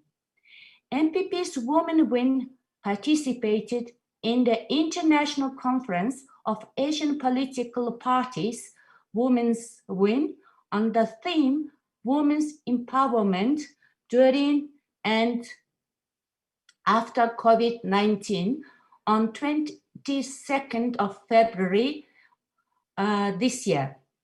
The conference gathered representatives of 32 political parties from 22 countries and confirmed their commitment to empower women and to progress towards the achievements of gender equality within and across borders. Women are taking the biggest socioeconomic hit from the global pandemic. Job losses, micro and SMEs closed down, insecurity of care workers. Asia is the only continent in the world where female labor force participation rates are decreasing. In South Asia, pre-pandemic female poverty rate was projected to be 10% in 2021, but is now expected to reach 13%, unfortunately. Economic recovery stimulus packages should target workers and micro and SMEs, with special attention to feminized sectors to ensure an inclusive COVID-19 recovery. Public and private procurement can help women-led products and services. Women entrepreneurs needed to support to build innovative solutions and platforms to connect them in the marketplaces. We also must spread the women's empowerment principles, the UN Global Compact, established by UN Women, to provide guidance and tools for private companies to take gender-sensitive measures to ensure that women are not left behind in the workplace. Statistics shows disproportionate impact on SMEs, particularly women-owned led businesses.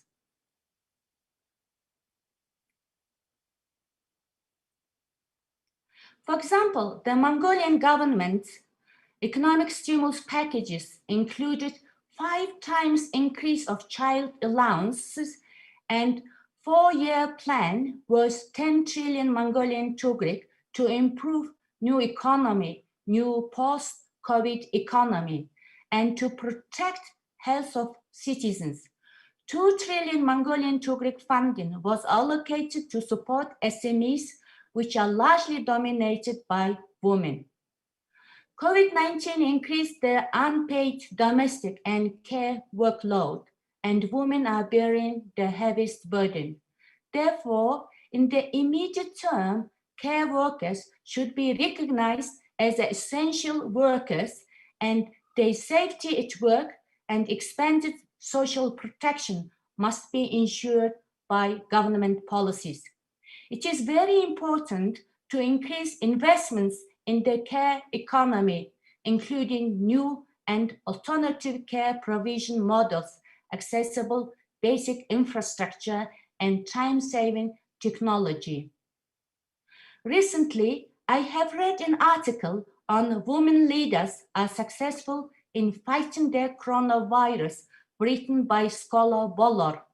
She named German Chancellor Angela Merkel, Prime Ministers Jacinda Ardern from New Zealand, Sanna Marin from Finland, Erna Solberg from Norway, Katrin Jacksdottir from Ireland, President Tsai Ing-wen from Taiwan, former Health Minister Sarangarel from Mongolia.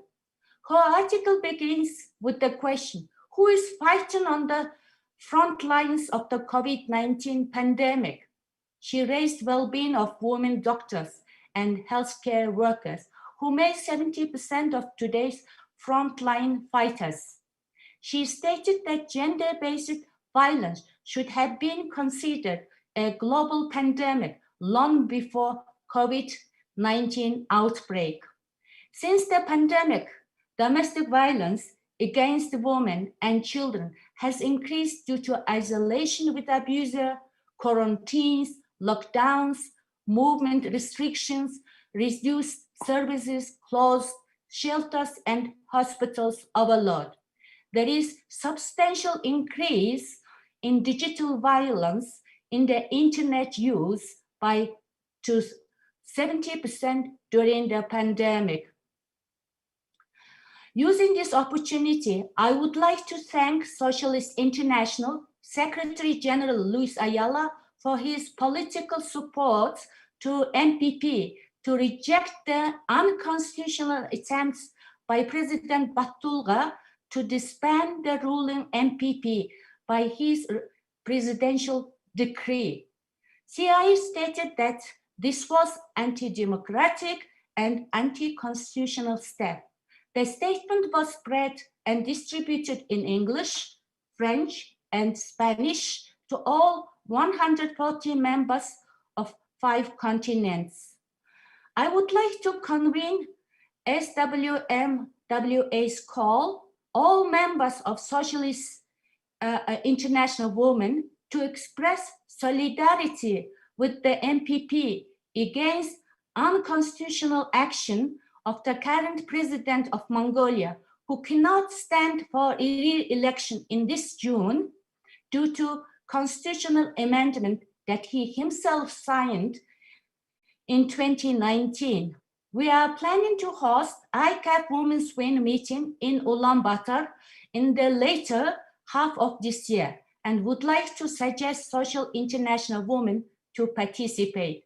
In conclusion, we are Asian Pacific women will continue our solidarity and collective power of women's voices to reinvent our future building equitable, greener, social, democratic, and inclusive world.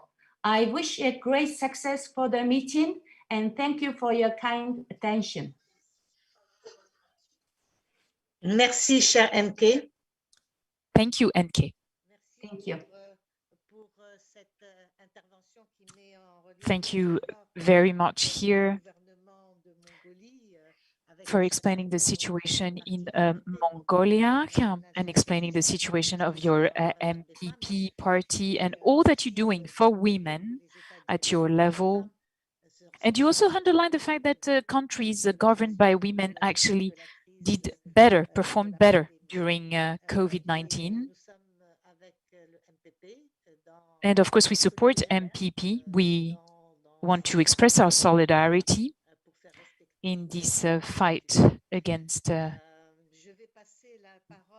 anti-democratic here activities. So now I will give the floor to Luis. Luis is the General Secretary of the International Socialists. I don't need to introduce you, Luis. Everybody knows you. You have the floor. Louise, you need to unmute. Louise, I think you're muted. There we are. It's been done from our office. There we go. Fine. And you can hear me now. Thank you, Wafa. Thank you. I greet all of you, our Vice President, members of this large family of the International. The coronavirus pandemic has profoundly changed the way we live and the world we live in. For more than a year, people around the world have lived with the threat of infection by this deadly virus and endure the consequences of the measures taken by governments in order to slow the threat. The full catastrophic impact of the pandemic in terms of the cost in human life is impossible to fully quantify, but the global death toll is now tragically over 3 million, a sobering milestone. Although the impact of COVID-19 has been felt in all segments of society, it is undeniable that it has had a particular damaging impact on social groups in the most vulnerable situations, including those in poverty, those suffering from ill health and disability, elderly people, and indigenous peoples, among others. The impact on women has been significant. Women have faced disproportionate exposure to the virus in the workplace due to making up the majority of workers in many frontline and consumer-facing jobs, carers, health workers, teachers, and other sectors where they are overrepresented and are hit hard by the pandemic. Governments have a responsibility to their citizens to act in good faith, based on scientific advice, to be transparent and accountable about their decisions and their consequences. The unprecedented restrictions on liberties across the world have been necessary in order to save life, but we must remain vigilant to the danger of suppression of dissent and authoritarian behavior by governments under the guise of actions taken to restrict the spread of COVID-19. The common vision of the member parties of the Socialist International for the future is the elimination of the virus and the protection of citizens of all countries. For this to be achieved, access to vaccination is absolutely fundamental. The situation today gives both cause for optimism and concern. The rapid development, approval, and manufacture of the vaccine owe a great deal to publicly funded research grants and close international collaboration, and is a shining example of what can be achieved when countries and companies work together and cooperate across borders. On the other hand, when it comes to distribution of the vaccine, the spirit of international cooperation has been less evident, as shown by the vastly unequal access to vaccine that currently exists.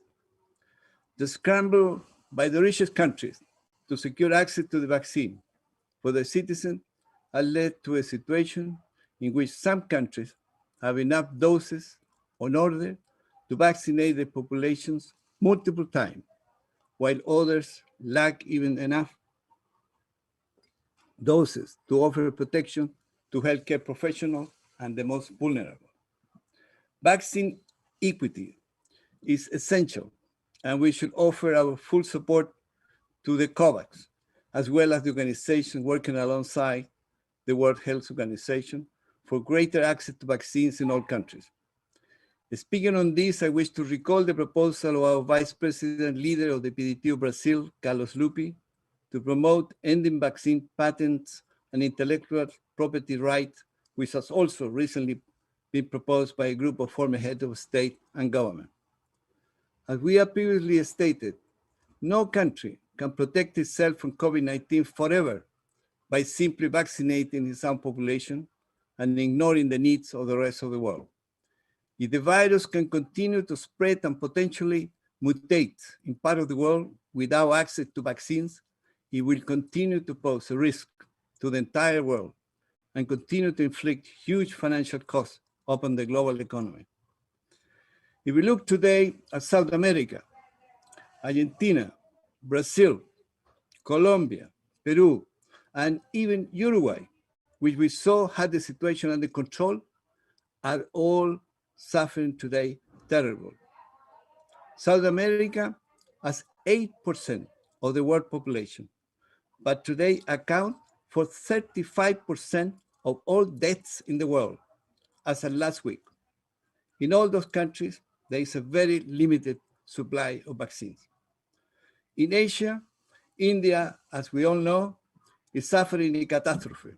We have been in touch with our member party, the Indian National Congress, expressing our solidarity and adding our voice to their call for free vaccination for all. No doubt the moment of reckoning will come, and Modi's government will have to respond. In Myanmar, where we have been in contact with our friends from the NLD, the healthcare system is near collapse because of the coup, and healthcare workers, many of which are women, are among those targeted by the military.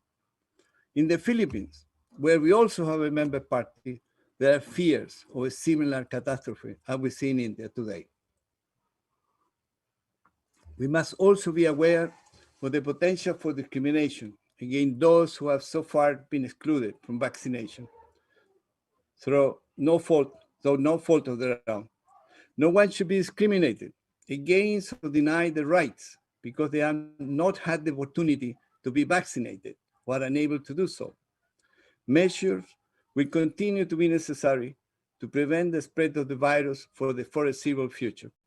But great care must be taken to ensure that basic rights are not denied on the basis of access to vaccines. It is yet unclear if the COVID-19 virus can ever be fully eliminated, but the rapid development and deployment of vaccines give hope that it can at least be controlled. When this is achieved, it is vital to learn the lessons of the pandemic and the way in which the world responded to a global healthcare emergency on a scale not seen in a century. One thing that is clear to see is that no one is safe from the pandemic until everyone is safe. We see this with the vaccine, as all countries need to be equally protected in order for the global spread of this awful disease to be curtailed. But this phrase could just as easily be applied and adapted to many other challenges that face global society today, and have for many years been at the heart of the agenda of the Socialist International and Socialist International Women. Climate change will not be addressed in individual countries, but across the entire planet. Conflict and insecurity are not limited to single countries or regions. We should see violations of human rights and women's rights anywhere in the world as an attack on our common humanity. The pandemic has also shown the inescapable reality of the inequalities that shape daily life for so many of the inhabitants of our planet. The economic inequalities preventing access to health care or a social safety net have been exposed by the suffering of those who have died due to lack of resources to treat COVID-19 patients, or who have fallen into poverty due to the economic consequences of lockdowns and other restrictions, and will continue to be a pressing issue even as the world emerges on the other side of the pandemic. The disproportionate impact of the pandemic on women and vulnerable populations is a reflection of the challenges we continue to face in ensuring equality in all areas. Nationalism in relation to access to finite healthcare resources, discrimination on the basis of perceived risk of transmission and xenophobia related to the origins of the virus are indication of the urgent challenges we face as a global social democratic movement to promote better understanding between peoples and a world where animosity and ill will are replaced with solidarity and collaboration. It is up to us to offer a different vision for our common future. Our social democratic vision is one that is founded on the principle of fairness, cooperation, equality, and solidarity. We need to keep these values at the forefront, not only the actions we take as individuals, as parties and in government or opposition in relation to the struggle to defeat the coronavirus, but in our approach to all the major challenges that face the world today. In the SI, we need to use every opportunity to highlight that securing rights and equality for women is to the benefit of everyone, not just women. We know this is to be true, and it is our platform. Gender disparity has undoubtedly increased during the pandemic. We need to redress that regression and the inequality that is institutionalized in our economies and societies, and together continue to build a more equal future. That's it.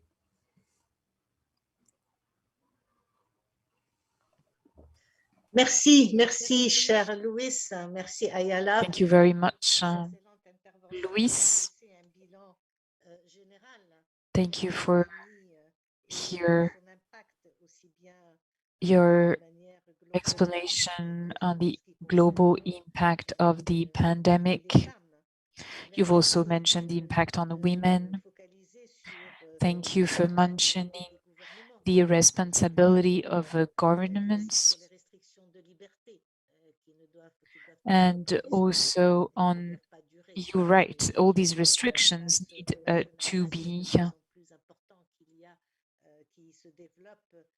That's very important, and we need to develop here a solidarity. Here we need cohesion based on our fundamental values as a Socialist International and the global democratic movement.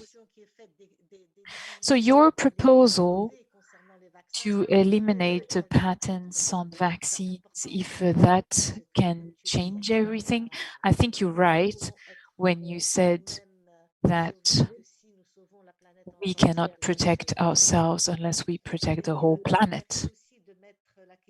And thank you for mentioning the impact on women. And you're right, women are at the center of our here social project. So we're reaching the end of the second panel. We are late, so I'm going to be brief and concise, and I will only take one question here so we can move on to our final declaration. So there's one question, sorry, just the first question asked here by Golale from Iran. Golale. So this is a question for everyone on the strategies to defend women in countries where their own government do not protect them. So what can we do in this situation? How can we promote women when the national governments do not consider women and do not promote women? So this is a question for you, all four of you. You've got 1 minute to answer to the question, and that will be our conclusion. So let me start with NK. You have 1 minute, NK, then Isabel, Jeannette, and Luis. NK, you are first. You have 1 minute. And this is the question, very fair question. If the government is not helping to women, that means this is the totalitarian and undemocratic government. So women need to work with the men to make the men to understand how important men and women, like in a Chinese proverb, yin yang, and build the better future together. And they have to introduce how the neighbor countries are doing better, and to show when the women be involved in the policies, economy, and the lives of the people would be much better. And they could show the best examples, like Norwegian economy, Norwegian government policies. They could show also Finland, and they could show other social democracy prevalent economy and governments. So based on the best experiences, the woman could prove that life would be better when women involved in the policies.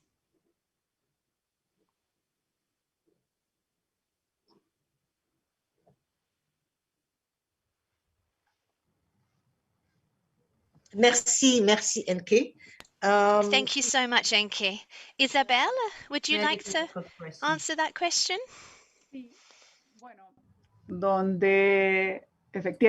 Well, if governments fail to protect women, we can always go to the international organizations to present our cases. We have UN Women, as well as many other organizations and agencies, even within the United Nations, ready to help. Because when the government doesn't help, other women have to support women. And just to share an example with you, so thanks to women movement and feminist movements in my country, we achieved something that seemed impossible, something that has been shared around the world.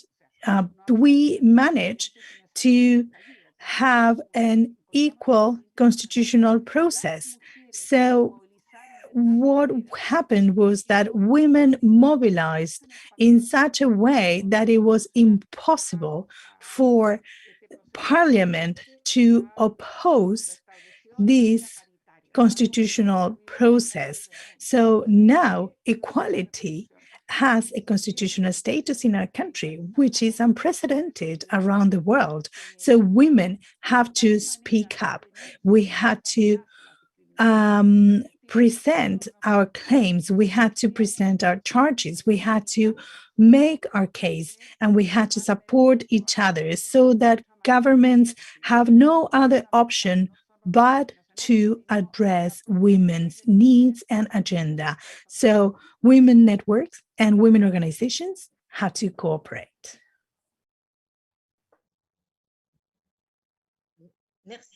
Merci, chère Isabelle. Thank you very much, dear Isabel. Janet, would you like to add something as well? Yes, thank you, Madam President.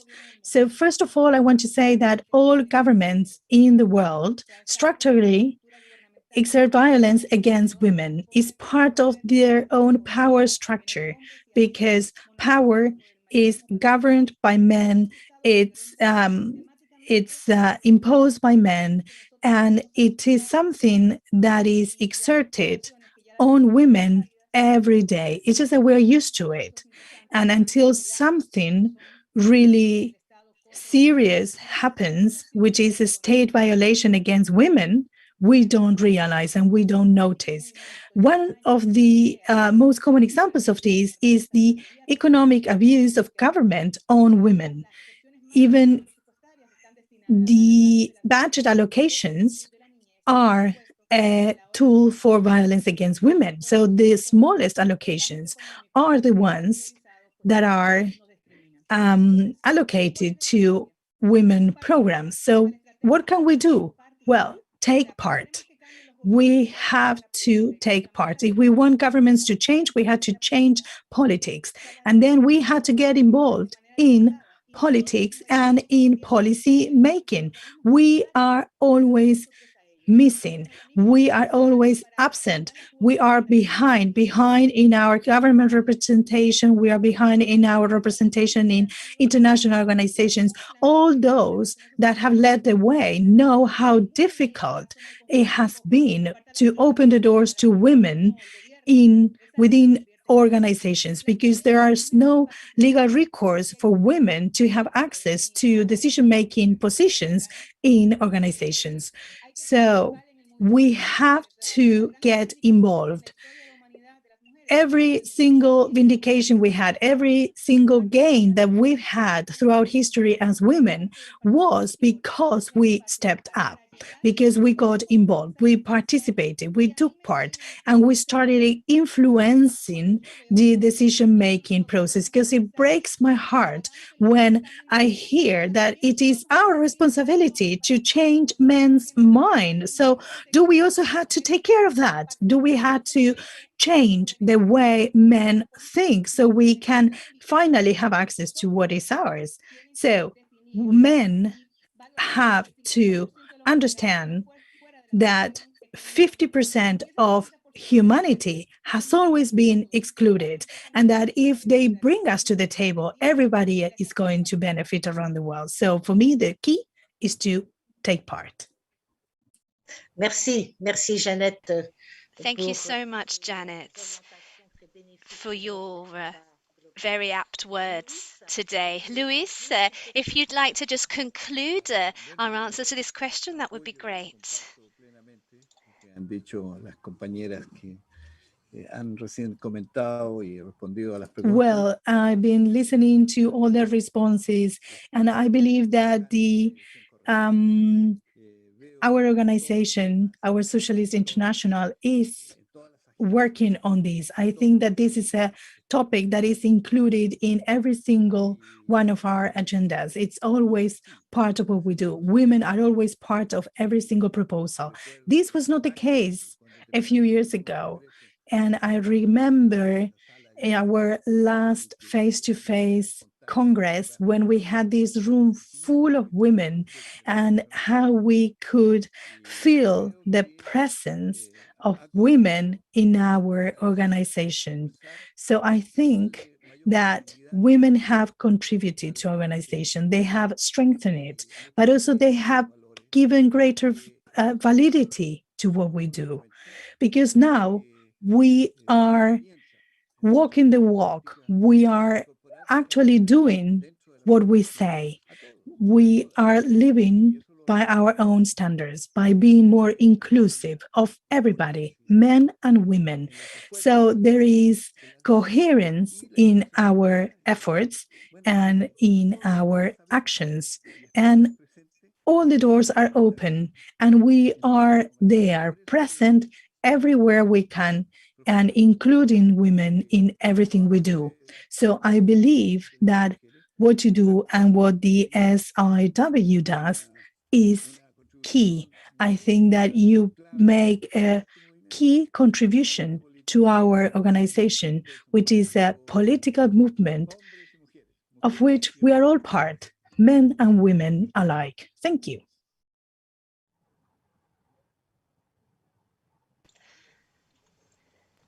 Merci. Thank you very much. Excuse me. Thank you to all those who answered our question. Thank you to all our panelists. We coordinate our activities a lot between the Socialist International Women and Socialist International, and we try to really work hand in hand. We've had some changes to our statutes, and we've got a committee for gender equality now. So we really work a lot together to improve the presence of women within our structures and our bodies within Socialist International and our organizations. So thank you very much for your support, Luis, and also George, and for the initiative that you've really taken up.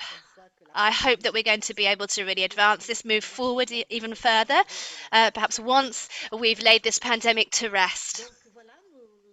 So we've now finished this second session and this part of our day's work. I'm not going to really sum up now. I'm just going to emphasize the fact that we've had a really rich debate. Now I would propose that we move forward to reading our declaration, which has been already prepared and sent out to all our members. It's going to be read in Spanish by Janet Camilo, and it will be on our YouTube channel in English. So, Janet, I'm going to pass the floor to you. Afterwards, we're going to move to a vote on the declaration, and then towards our closing part, we'll try to really keep to time and close our session at 6 p.m. So, Janet, I'll pass you the floor.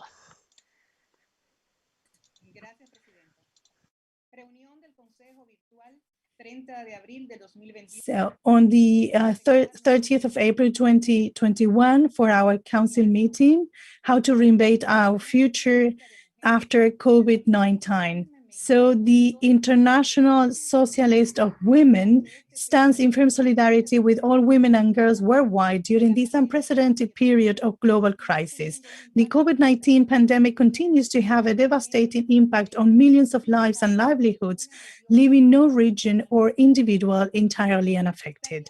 It is clear that the acutely painful and damaging effects on economies, communities, and individuals will have a long-lasting repercussions in the world, and that will take many years to recover fully. This catastrophe has particularly highlighted the gross inequalities experienced by women and girls. As a direct result, sadly, women and girls have been suffering more severely than men for a number of reasons, which could and should be immediately addressed. At the worst, these include a total loss of income, often without appropriate social protection, producing acute levels of poverty, vastly increased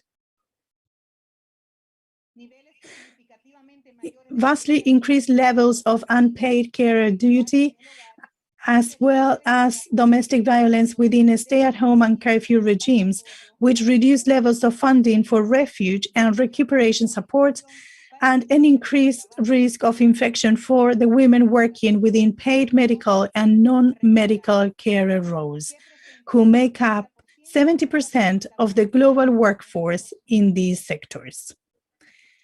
We all have a humanitarian duty to ensure that the immense sacrifices and personal efforts of women during this pandemic do not leave them impoverished and acutely vulnerable. There are multiple socio-economic benefits to meaningfully embracing and incorporating gender equality within our societies, including an estimated 13 trillion increase in global GDP by 2030 if we take action now on making gender equality a reality across all aspects of our global society. The well-being of women and girls is essential to creating sustainable, peaceful communities and is therefore critically important for our entire global family. It is vital that this fact is consistently presented within all political and social narratives and the continuing fight for the full realization of women's rights. The Socialist International Women asserts that at this unique time, it is critical that gender equality and the rights and needs of women and girls are both prioritized and strongly influence the COVID-19 recovery efforts of our governments and communities. It is imperative that we do not lose previously won gains and that we strongly challenge attempts to lower the priority of women's issues within the wider context of COVID-19 recovery initiatives. Standing together in solidarity, we have an opportunity to radically reset the rules of ordinary business for the future, to create the gender-sensitive and inclusive policies, legislation, and funding allocations necessary to elevate women and girls to their rightful gender-equal place within societies, businesses, and governance. Increasing the political participation and influence of women has always been a primary goal within overall vision of the Socialist International Women. At this immensely turbulent time, it is vital that women are fully engaged, active participants in all decision-making conversations around the current and future funding and implementation of all civic and social protection mechanisms, including social care, health care, and the financial support of women, both at home and in their working lives. One vital aspect to support change is encouraging the collection of sex disaggregated data to ensure that needs and inequalities do not remain hidden within a sea of data or are entirely missed. The existence of hard data evidence can be immensely powerful when pushing for change. Another essential element at grassroots level is providing tangible, practical support to women to enable them to join critical decision-making conversations. It is also vital that women are empowered to vote and openly advocate on issues to contribute their unique perspectives and knowledge. The collective power of women's voices can and must be harnessed to force the political imperative to act swiftly on gender equality issues and implement concrete changes. There are many ways in which women can be supported and given the knowledge, time, and personal and financial freedom to engage politically. Possible options include encouraging businesses to provide working parents with childcare options, flexible working arrangements, and adequately paid maternity and paternity leave, increasing free childcare resources and support for unpaid home carers, providing favorable state financial support for female entrepreneurs and women-owned micro businesses, providing low-cost or free access for women to essential ICT services such as mobile phone and computers, and ensuring all women and girls have access to good quality education and training. In addition, wider civic society must be realigned to fully integrate the gender equality narrative and reshape ingrained attitudes and behaviors which exclude and denigrate women and girls. This aspect should be realized in part with revised legislation and policies to address issues such as blatant misogyny in broadcast and social media and systemic gender inequalities, such as gender-restrictive approaches to education, social protection, healthcare, property rights, social benefits, pay, and pension practices. Women themselves are acutely aware of the inequalities which restrict and impoverish them.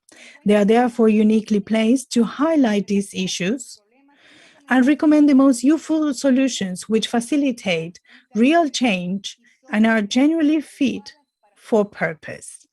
However, it is only once women are routinely included in elite-level conversations within governments, businesses, and wider civic society that these invaluable perspectives will automatically become part of a global gender equality narrative. Socialist International Women recommits to continuing the fight for gender equal political participation for women and creating gender equal socially democratic societies which honor and respect all citizens.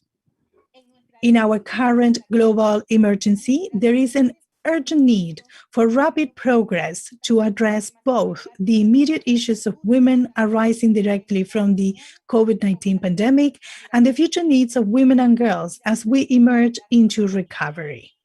It is critical to maintain momentum by continuously advocating for and encouraging the essential changes needed for the creation and maintenance of gender equal societies for the benefit of our entire global family. To this end, Socialist International Women calls urgently on all of its members, SI, and affiliated groups to initiate policies and practices within local and national political entities which strongly encourage and support women in engaging in decision-making processes at all levels during the COVID-19 pandemic and into the future, particularly at elite levels, to ensure that women are empowered to comment on and influence decisions directly affecting their well-being, rights, and freedoms. Challenge accepted norms in political and civic spheres which exclude or denigrate women and girls, and advocate for essential changes in legislation, policies, and funding which promote and integrate gender equality within all civic and corporate environments. Insist on the allocation of financial resources at government level for gender-specific resources which support the protection and overall well-being of women and girls, including aspects such as childcare provision for working parents and support for victims of gender-based violence, and strongly challenge any erosion or reversal of such funding. Promote the principles of gender equality and the invaluable contributions of women and girls within both civic and political spheres to encourage a consistent gender equality narrative across all civic and political dialogues, including within educational and business environments. So far, this is our declaration. So, Madam President, we are going to move on to our voting process. We would like to remind you that only those parties that are members of the Socialist International can vote today, and that you are going to see in the chat a short message giving you 3 options to vote, whether you agree, do not agree with the delegation, or if you dissent with it in any way. So only those parties that are member of the Socialist International Women, the ones that are listed in our chat box, are the ones that can vote on this declaration today. This is our council meeting of the Socialist International Women. We have launched the vote now, and as Janet has pointed out, the chat has the list of countries and parties who are allowed to vote. So we kindly ask everyone to launch your votes now. We have included the question in 3 languages, in English, Spanish, and French, and you have interpretation into Portuguese. So please proceed and cast your votes. Thank you very much.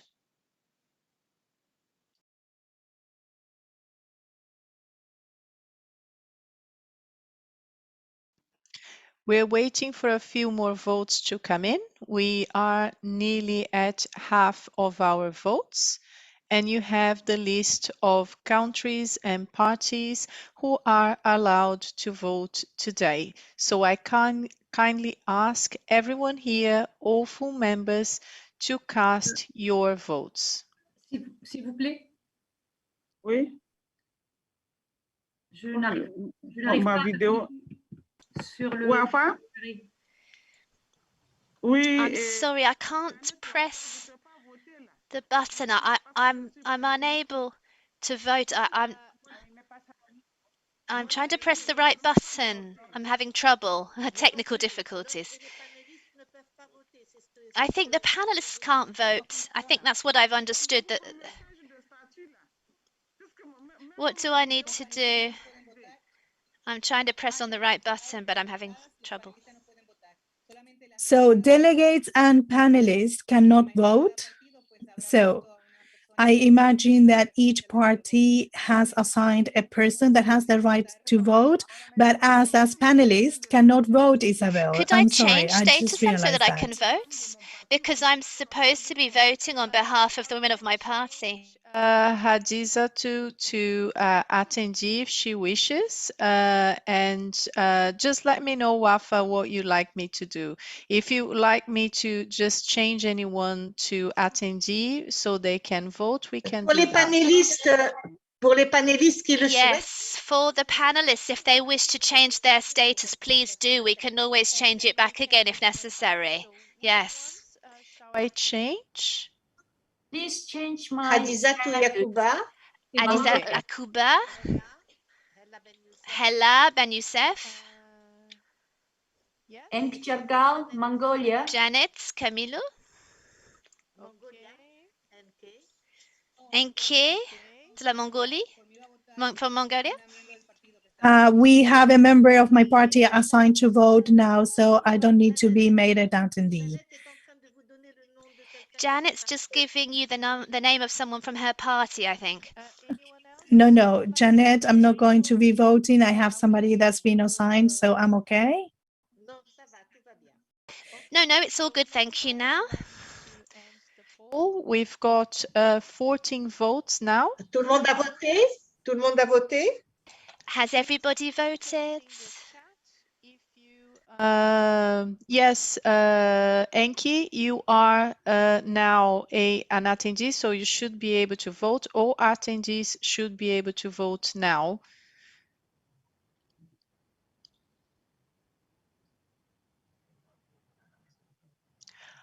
I think everyone has voted, so please just 1 more minute to cast your votes and we will end the poll pretty soon.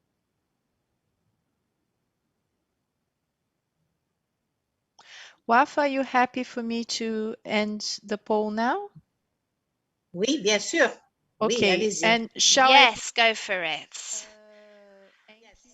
Okay, yes. let me end the poll and then I'll bring them back. Just give me Oui. a minute to do that. Merci beaucoup.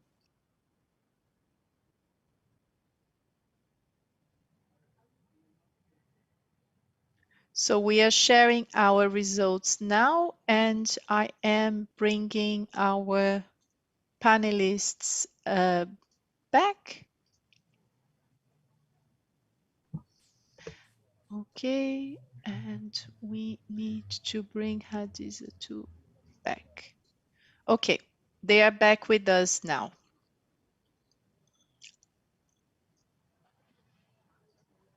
Très bien. Donc, nous avons... Very good. So we have 86% of votes in favor of the declaration and 14% abstentions. Is that right, Janet?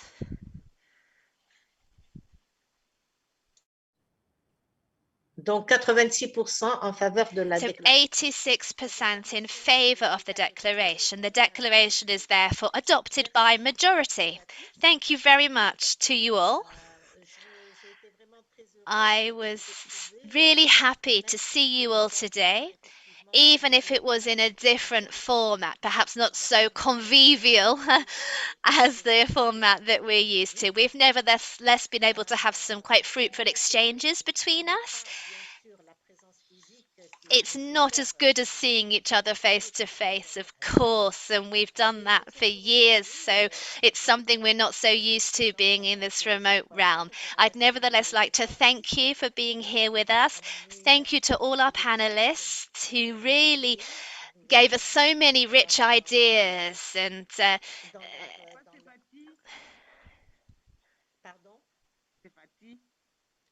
Fatih, je termine. Fatih, I'm just finishing my remarks, please. Thank you. So we've had some new ideas come up. We've been able to really move forward, I think. And the final declaration reflects this spirit and our vision for the future. We're going to send out this declaration to all our members now and share it through social media, share it through our comrades in Socialist International and other NGOs and organizations that we have links with. So we're now getting towards the end of our session today. I'd like to thank all the interpreters as well for their work. They've really supported us and helped us on a technical level. I'd like to thank all those involved behind the scenes, preparing for this event and during the conference itself, the meeting itself.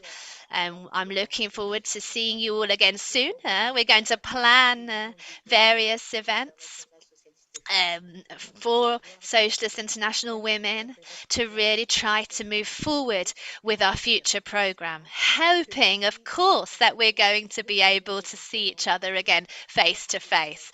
Maybe by the end of the year, maybe in 2022. So thank you again for being with us, and I hope to see you very soon. Goodbye. Fatih, did you want to say something? No, it's just to say hello, just to say hello. Thank you. Hello. Thank you. It was a great session, Wafa. Thank you. Well done to you as well.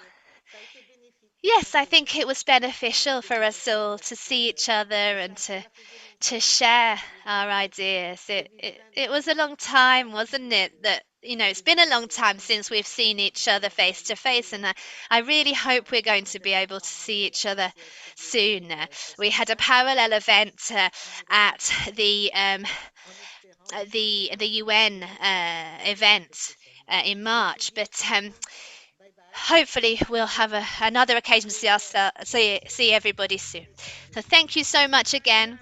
Take care of yourselves. See you soon.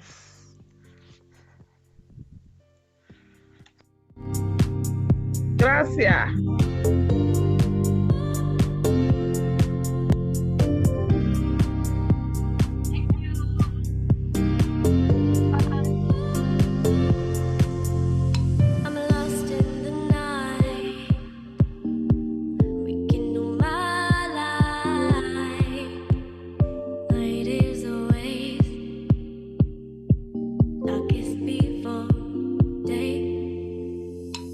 When you arrive